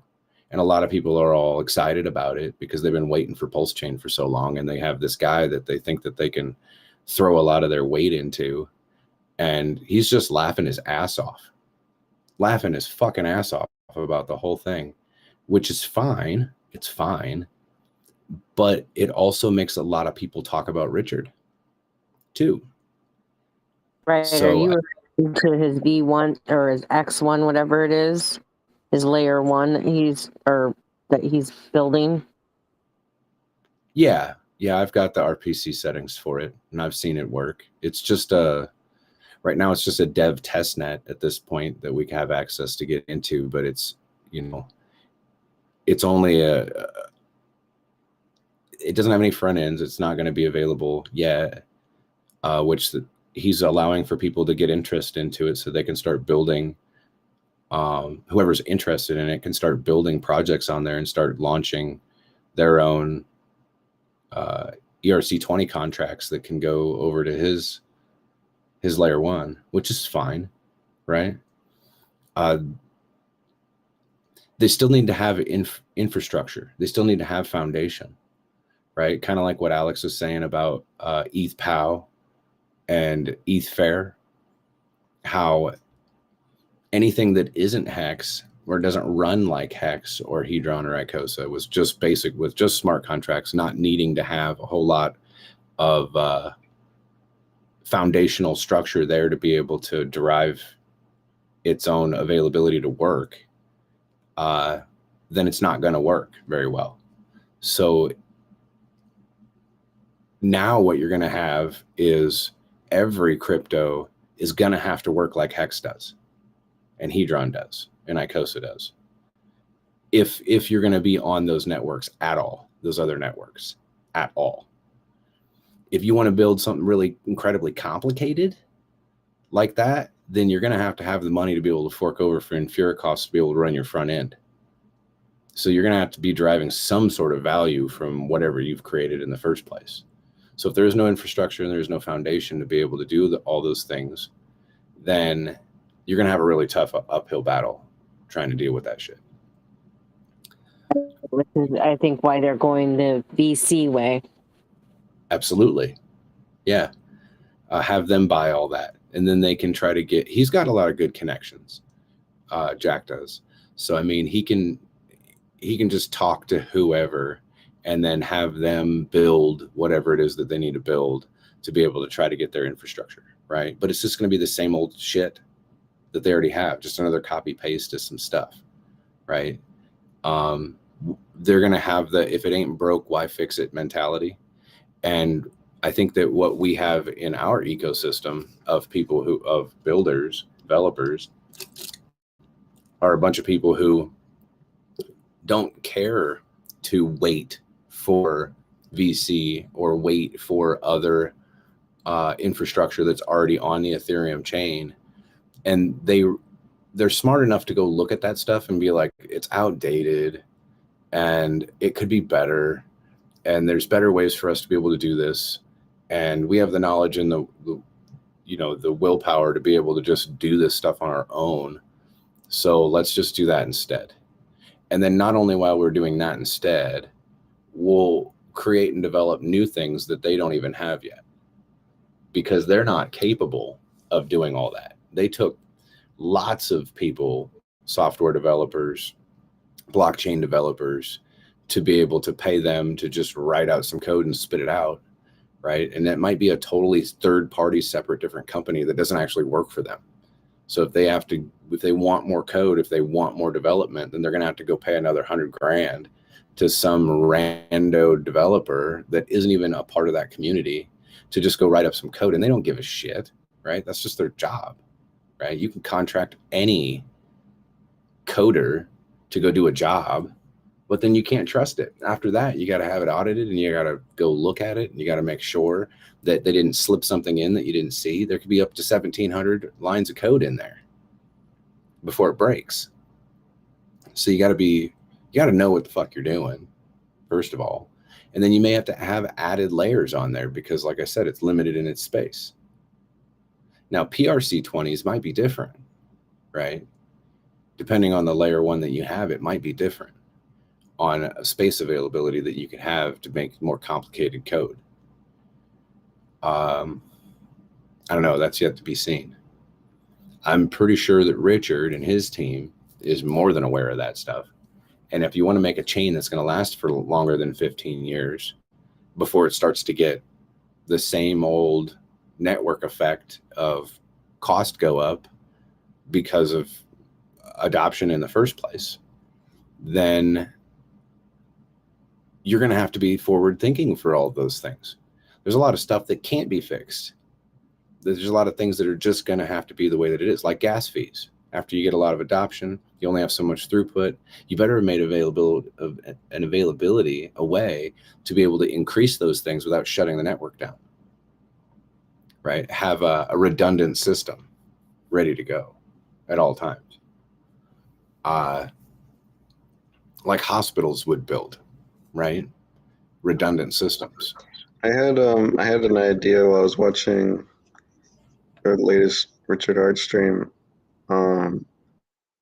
They were talking about how open source doesn't work because you need a platform for discovery of, or maybe even like a Pirate Bay would be a better example. Like Pirate Bay keeps getting shut down, or Kick-Ass Torrents keeps getting shut down.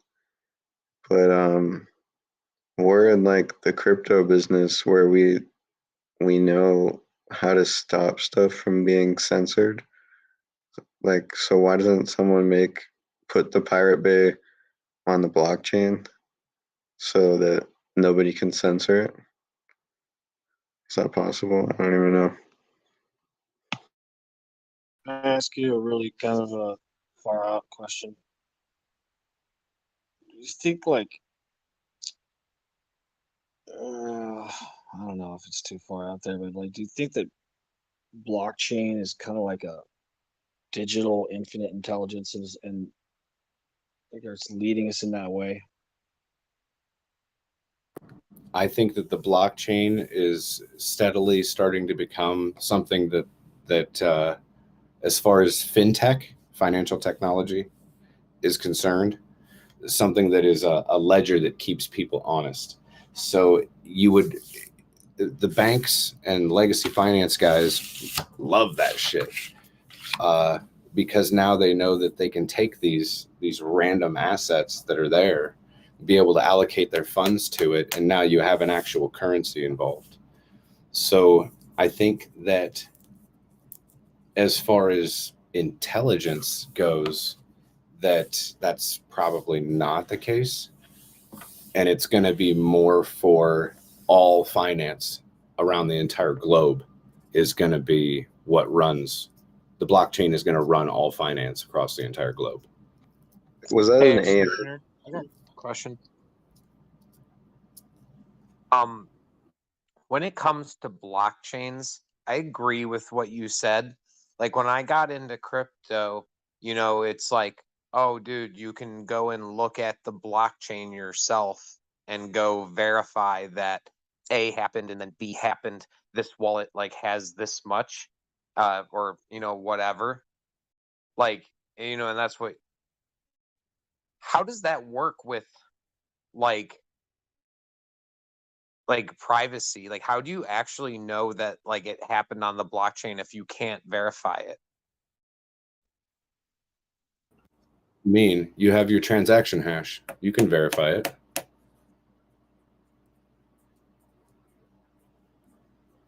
but is that like if it's a private, like how does that like if you, let's say that you sent Kevin money on a private network, how do I verify that it's all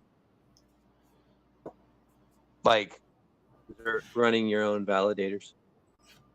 Oh, running your own validators. Oh, okay, I've never done that. So,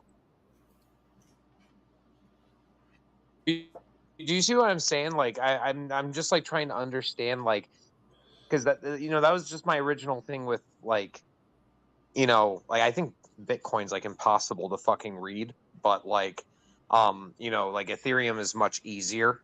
Like sometimes it can get really confusing and everything like that, but like most of it's pretty basic. Like, you look at the wallet, you see where the Ethereum came from or where the hex came from or wherever, and then you can see everything yourself on the blockchain because it's transparent. Right. And like if I was to try to send money privately to, let's say, Kevin, I would just create a new clean, fresh wallet. So that way I'd have a transaction hash. And I would tell him the verified amount that I'd be sending him when I would do it, and then it would be there. And then he would be able to verify back to me that that he received funds. And you can even have a program that just does that for you, like your bank does when it sends you a text to say that the transfer has been completed.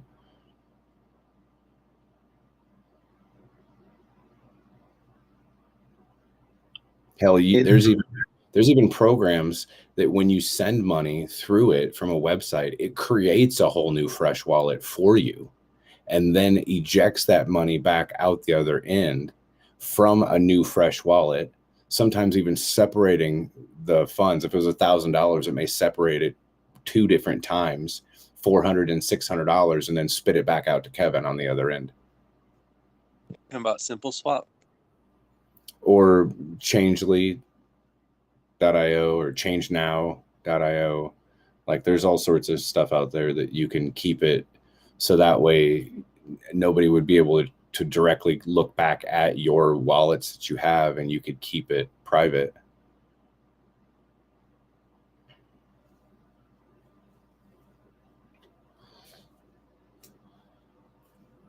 Even with Tornado, like oh, sorry, go ahead. Go ahead, Kevin. I'm finished because I was changing. I'm like all over the place. So, like with Tornado Cash, you can put in like $500, and then it just waits for a certain period of time, right? And then it spits out $500 at the other end. So you can breadcrumb that shit, and it'll just look for similar amounts of those transactions and whittle it down to you. So like, even with the adoption amplifier. Oh, that those funds went through I've never used it, so I'm not trying to argue. I'm just trying to understand. Like, but like, aren't those like funds like flagged now as like Tornado Cash ETH? Yeah, as long as it goes through a validator node that's in the United States, then yes, it will get flagged. The problem is the majority of those nodes are centralized in the United States, so almost all of them will be flagged, even if you're in a different country. So yeah, technically that's correct. The Tornado Cash is not something that you'd want to use. Yeah, I was just like thinking. I'm okay with Change Now because that's like a DApp doing it. Like that's just think about it. But I've used Changely and Change Now. They're very convenient services. Like when there were points where I actually like got better gas fees by doing it that way than Uniswap during the last bull.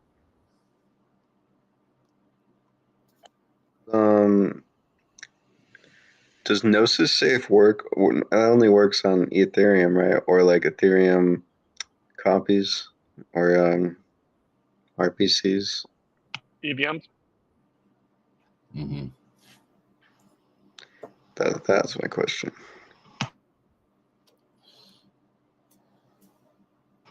All right, so then I'll just shoot off another one.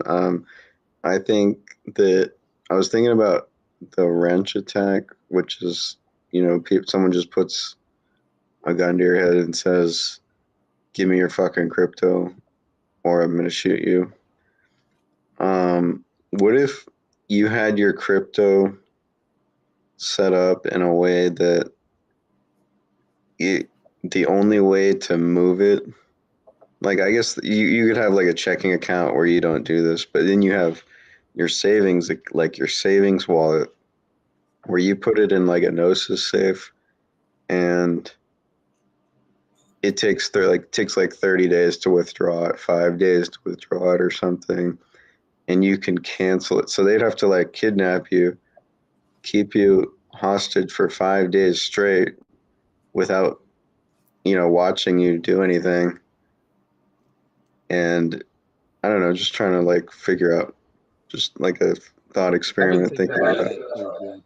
The Like, I unfortunate, keep coming to the conclusion where it's like, I don't know, man. Like, I don't think banks are going anywhere. Like, well, I'm not saying that I'm endorsing. I'm just saying, like, when you do the thinking about it, like, let's say that hex goes to $100. Every single person here, go look at your wallet and multiply all your hex, or just even multiply your fucking Icosa by $100. And like, do you want to be like, holding your own, do you want to be holding $2 billion everywhere, or like people saying like, oh dude, there's Mike, he bought in at Icosa at 50 cents, and he has a whole bunch of money, and he believes in not your keys, not your coins, like, yeah, I've seen people. been Here's the problem: is I've seen people get shot and killed over their shoes. Okay, they don't care really whether you're going to give up the goods or not. We're talking about a wrench attack here. Like, they're already busted into your house. They've got a gun to your head. So what I would do in that instance, generally, if I was held at gunpoint and someone was saying, give me your money, I'd just toss in my wallet and be like, well, that's it. I'll go cancel my cards later. Hopefully they don't shoot me anyway, right? But that tends to be the case with people these days, is you're probably going to get shot anyway. I don't mean to be so morbid, but chances are you're probably not going to survive that instance. So I would say have means to protect yourself. And if you wanted to try to get away with it at the smallest of means, what I would do is have multiple wallets and give them one. And maybe they'll just leave you the fuck alone.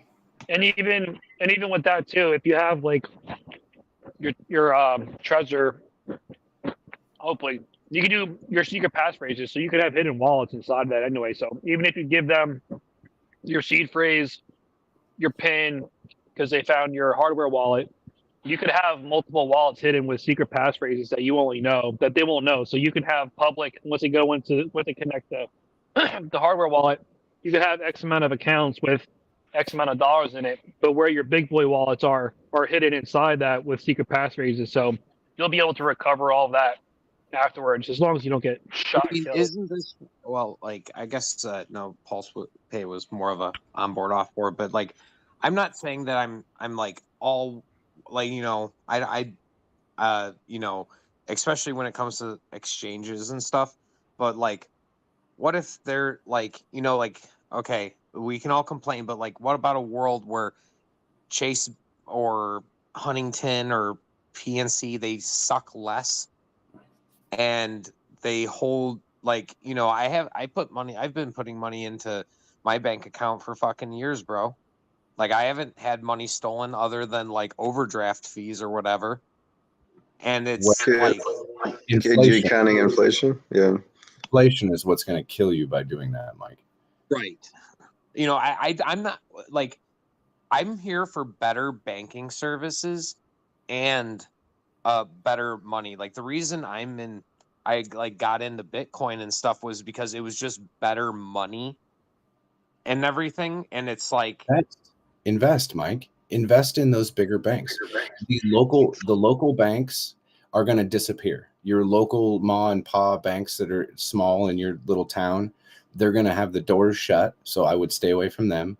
Go to the bigger banks like the Wells Fargos and the Bank of Americas, the ones that have been around the longest, and just invest into those businesses too. I agree with you. They're not going to go anywhere.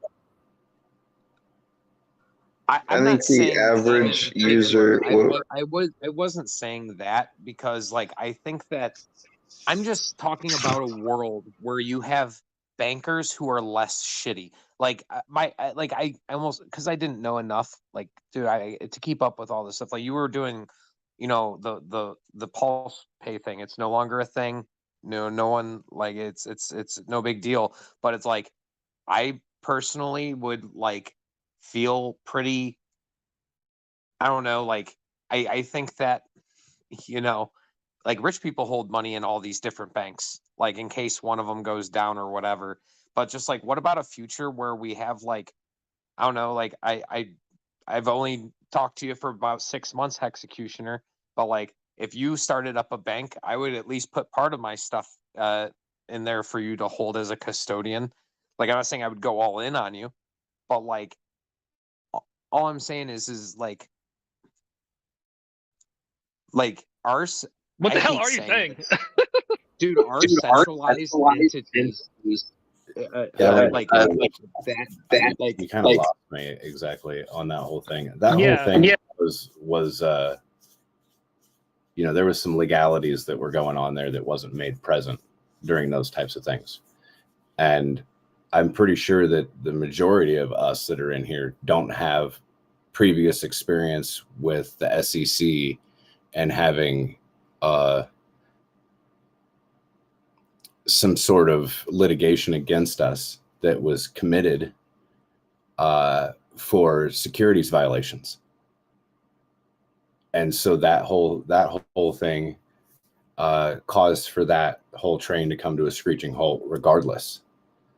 So I think that if you were to get involved into the banking stuff, I'm not. Hell no, dude. I'm not doing that shit. I'm asking you to do it. Yeah, I get that. I am not going to do that because I think that the banks that we currently have are going to be forced into this structure that we're already involved in crypto on blockchain. They're all going to go digital. Fair enough.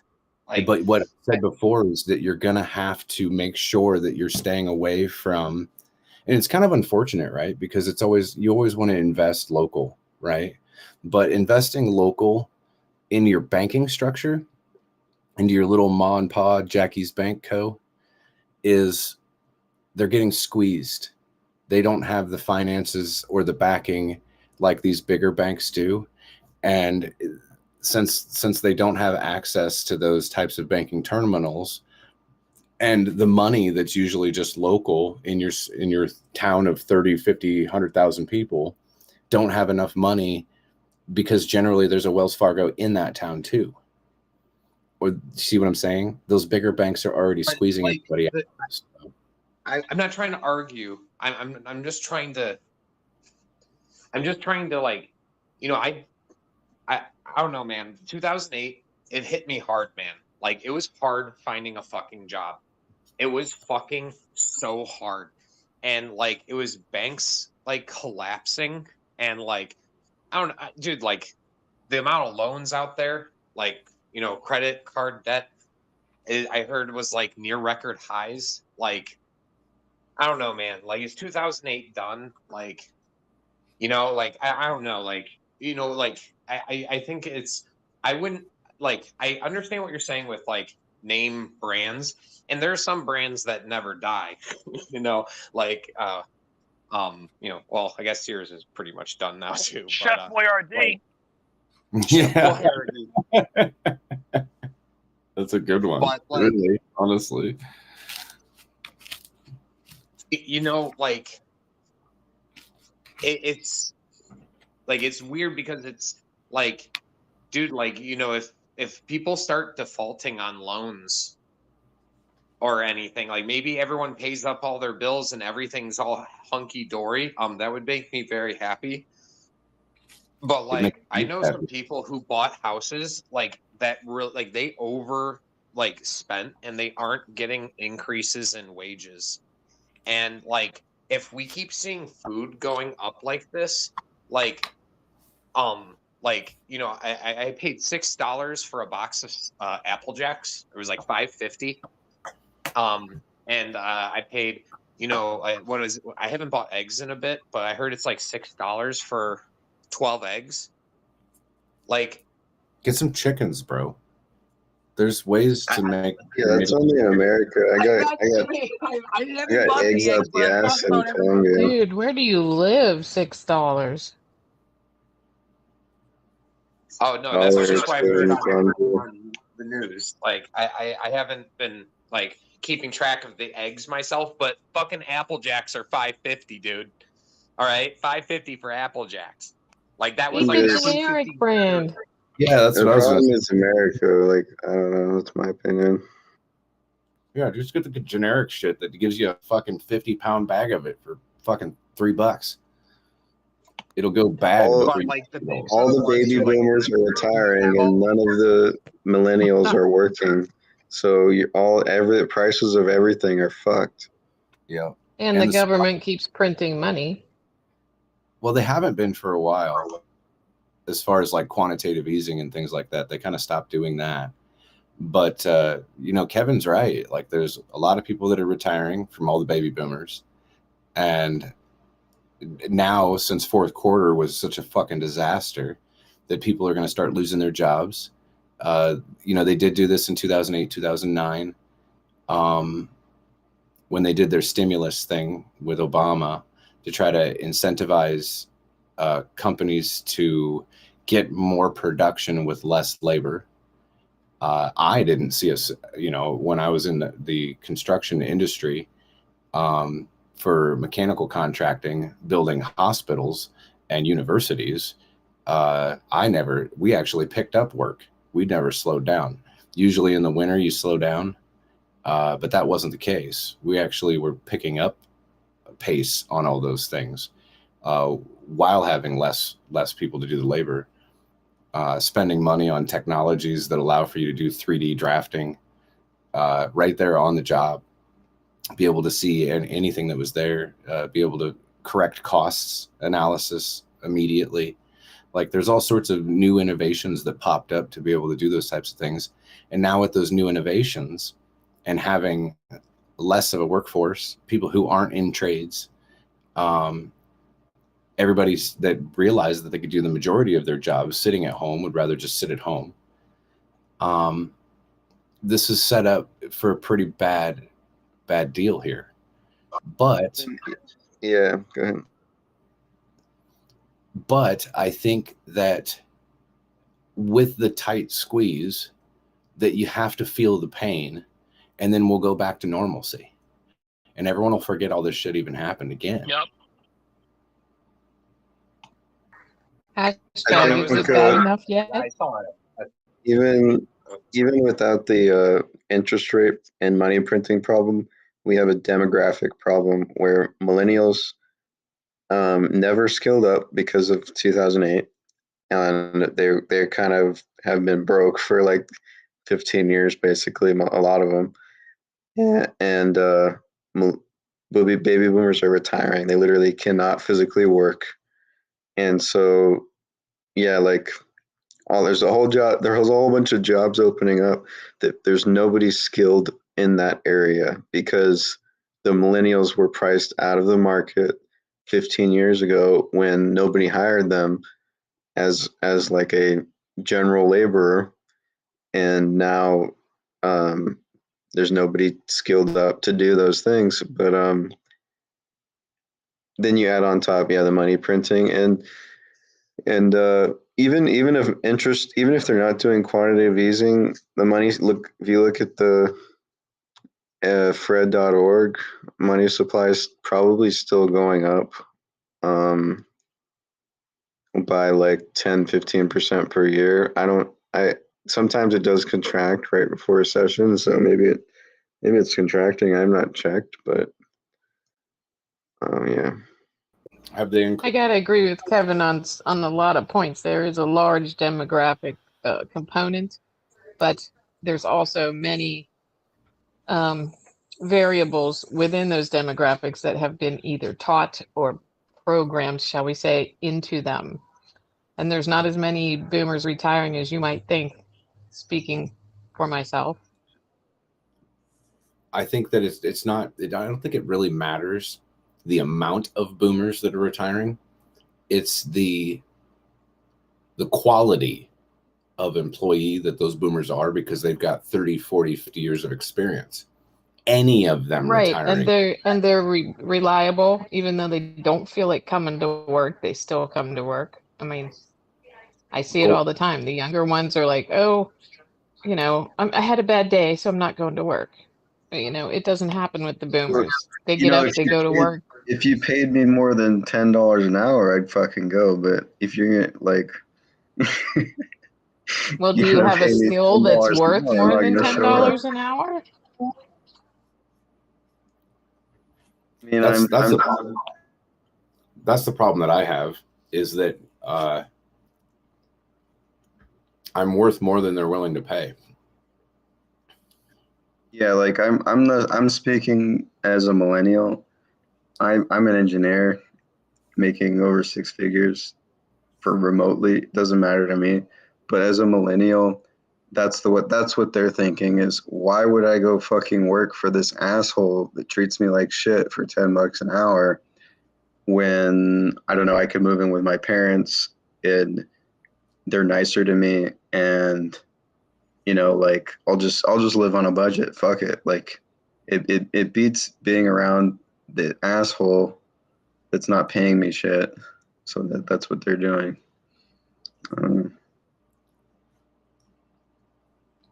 I think people are Or they lazy. think that they want, or they think that they deserve to start at the top of the food chain instead of the bottom, like we did. You guys got the short. We got the short end of the stick because we graduated into a global recession, a global depression, and wages have never been worse for entry level jobs. Whereas in the 60s, you could get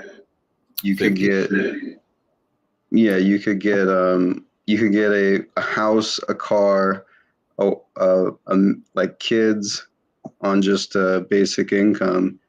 That is not fucking possible anymore. But it's not. I'm not blaming the boomers, but they're just not seeing that. They would rather believe that millennials are lazy than the problem is actually the Federal Reserve, which is creating a wealth inequality. Wealth inequality is directly correlated to interest rates. The highest interest rates have the lowest wealth inequality. The same year interest rates peaked, which was 1981, is the same year wealth inequality was the lowest it's ever been. I wasn't even fucking born yet, so don't look at me like that was my fault. Now we have interest rates the lowest that they've ever been, and we have the wealth inequality is the lowest is the worst it's ever been, and that was the same scenario in 1933 when interest rates were the lowest that they've ever been. Wealth inequality was also almost as bad as it is now, but not quite. Absolutely have valid points, Kevin, and nobody's blaming you. I just tend to take a longer sociological and financial view of things that have started way back before you were even born and seem to be reaching culmination around this era. Can I give like some words of hopefulness? Absolutely. Since the 30s, like what Kevin was saying, you know, of those deviations of low interest rates and high wealth back then, where it's kind of set the precedence of the 80-year cycles.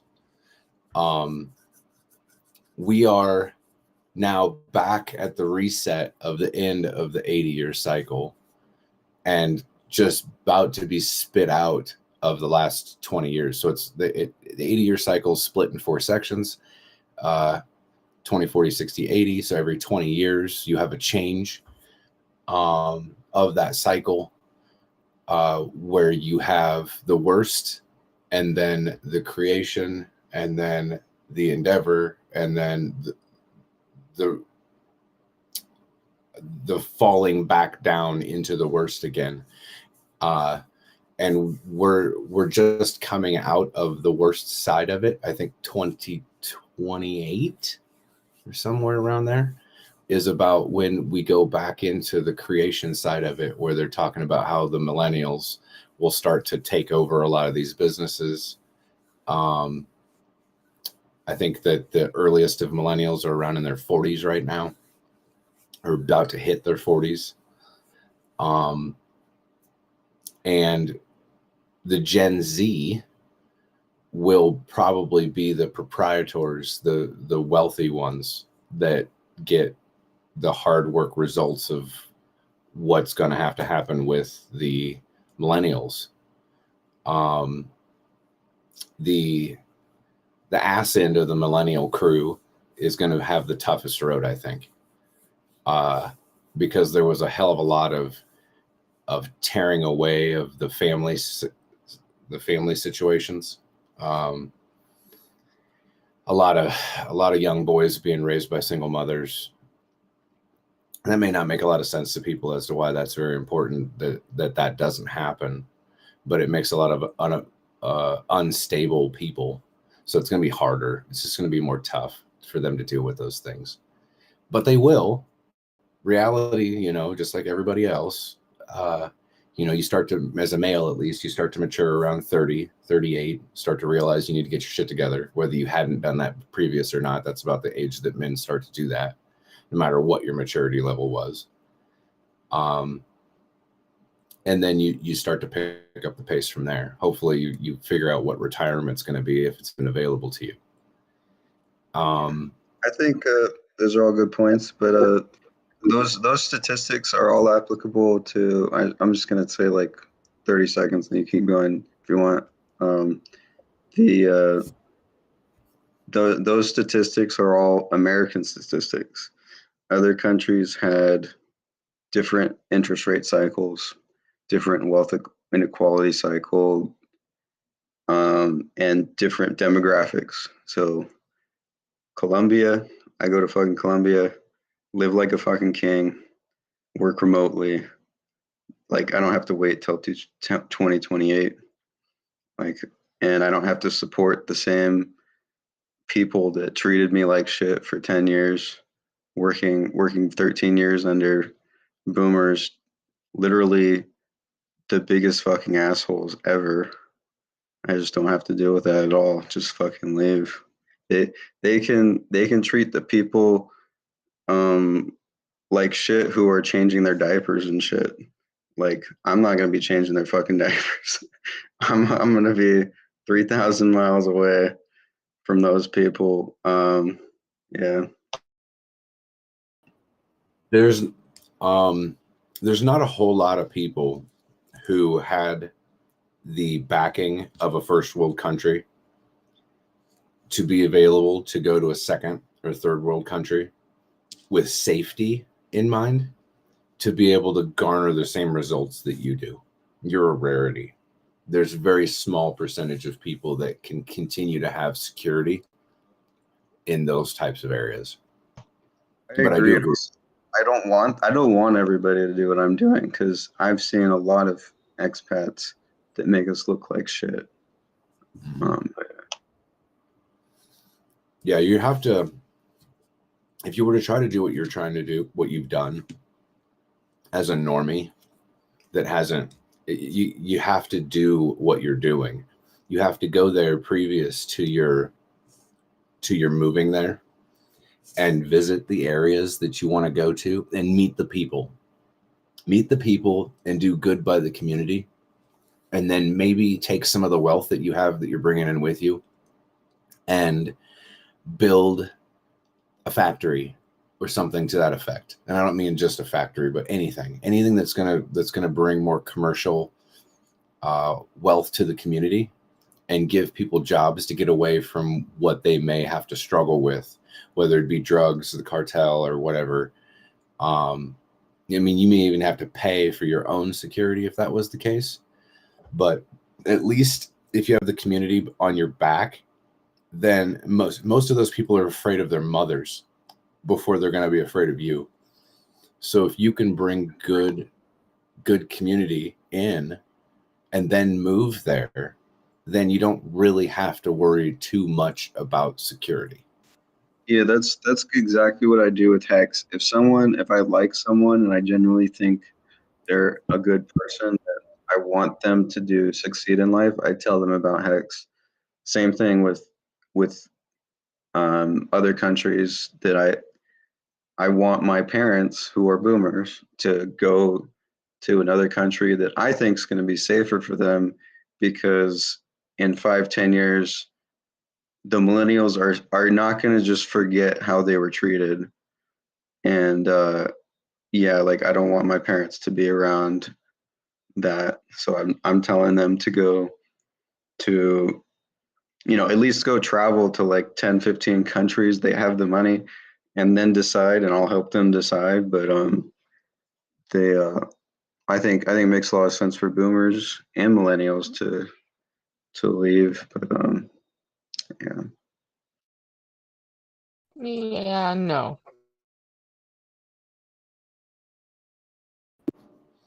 Of course, the other demographic is going to argue. But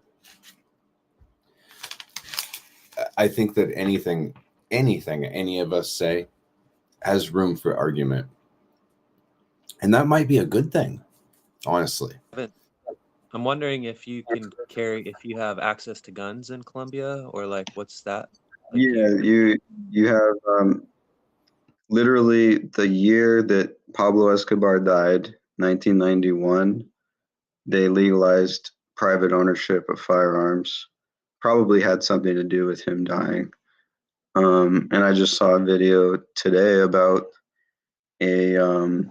someone tried to steal their car and they got shot in the face because they had a concealed carry permit, and just it worked.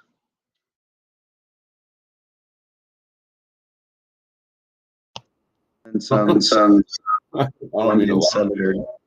I like that. It worked. Yeah. Some Colombian female senator said that, this is why we have that right. And I was like, fuck yeah, this seems more like fucking America than America. There's some states that are waking up, that have some more conservative thought processes, and they are making it constitutional within their state to allow for people without a license to be able to carry. Yeah, there's 12 states right now, I think. 12. I think Florida is newly one of them, or they're working on it. I heard that almost 50% of the states. I heard that Florida was going to be the 25th state that had constitutional carry. Yep. There's not that many. No, there's not that many yet. Somebody Google that shit. Yeah, I think it's up to 12 right now. I actually just looked at it the other day.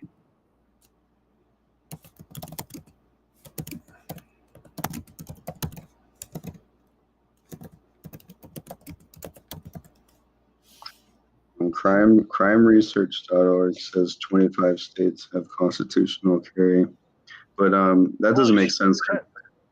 Doesn't make sense because Florida hasn't enacted theirs yet. They're just talking about it, right?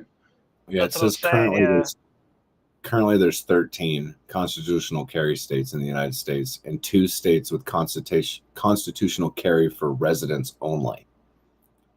So there's 15. That doesn't even make sense. Oh yeah, constitutional carry for residents. So yeah, you can't, if you're coming from outside the state, you can't carry a gun. But if Right. you're a You resident, can't be a foreign national with a constitutional carry. That makes sense.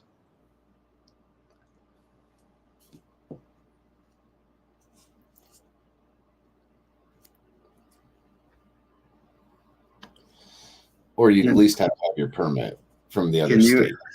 Can you imagine like 10,000 like 20-year-old men boarding flights legally into the country and then just buying guns here and then trying to take it over because it's legal to constitutionally carry? I guess that wouldn't work, but it's funny to think about. There's still laws and background checks to going to purchasing those weapons anyway. I mean, otherwise they could just come into the black market and just buy serialless guns anyway, and that's not exactly the easiest thing to do.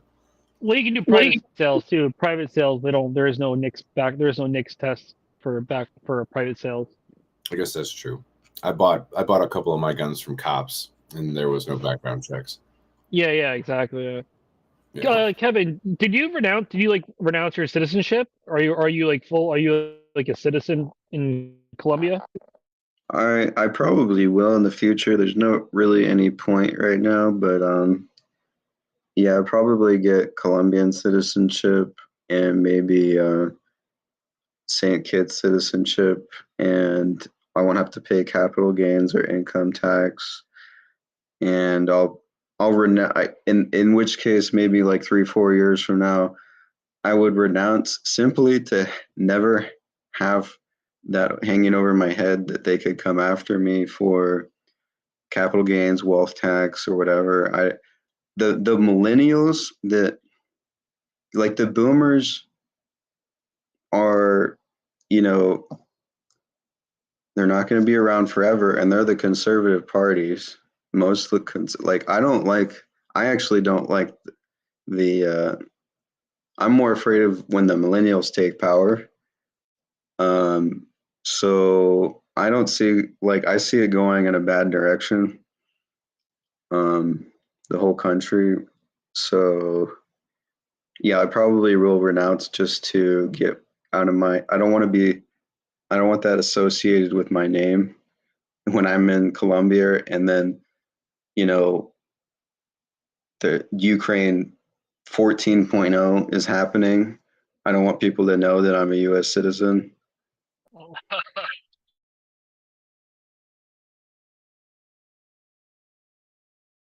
We could have a Hexicolumbia. Thanks, Colombia. I really like Colombia. They have a right to bear arms, or not. They don't have a right. It's not a right, but you can get the permit, or you can hire somebody who has the permit. But I've never been to El Salvador. I want to check out El Salvador because if they've got crypto as their sovereign currency, then their head's in the right place. I'm not very fond of Mexico because I think a lot of the worst Americans are going to Mexico, and I've been scammed like a million times in Mexico by taxi drivers and travel agencies. So I just don't trust. The culture. Yeah, it's like scam the gringos. And I don't blame them. They're making like $500 a month, and if they scam one person, they double their income. So, yeah, I guess they should be doing that, but I don't want to be a part of that. Why would I subject myself to that? It's better to be further away from the United States, I think. Yeah.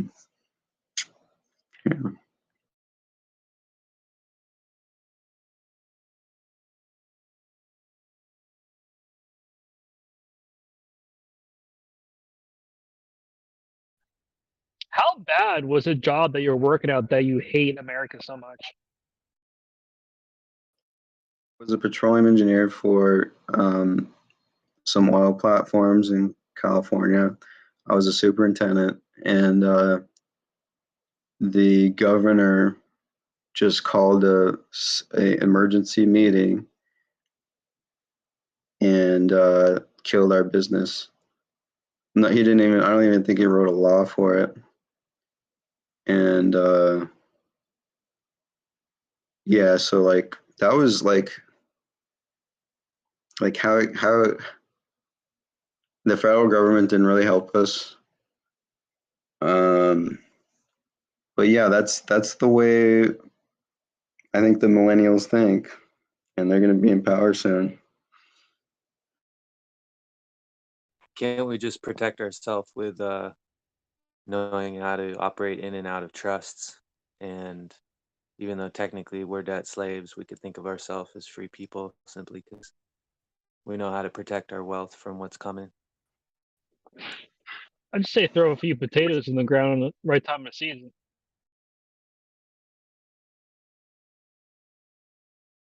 Well, I mean, you're kind of right, Rich, about it's not so literal in the speaking, or not so scary literal about the thinking process of the own nothing and be happy. It's the sell your property, the stuff that you do own, to a trust in which you control. And technically you own nothing and you are happy because you still have control of all that property. And I think that that's the technical side of the reality of things are. Yeah. And you can take it one step further and become completely private on more than just your financial level. And then maybe that would afford the protection that Kevin feels like he gets living outside of the country. I just think that there's potential there. I mean, well, are you saying that there is a way around the governor just saying, if you go to work, we're going to send sheriffs and arrest you? Because that's basically what happened to 50 employees that we had. I'm not suggesting that. I didn't mean to particularly like contradict you in I that way. figured that's not what you meant. I'm just like saying that's like, I don't know if there's any way around that.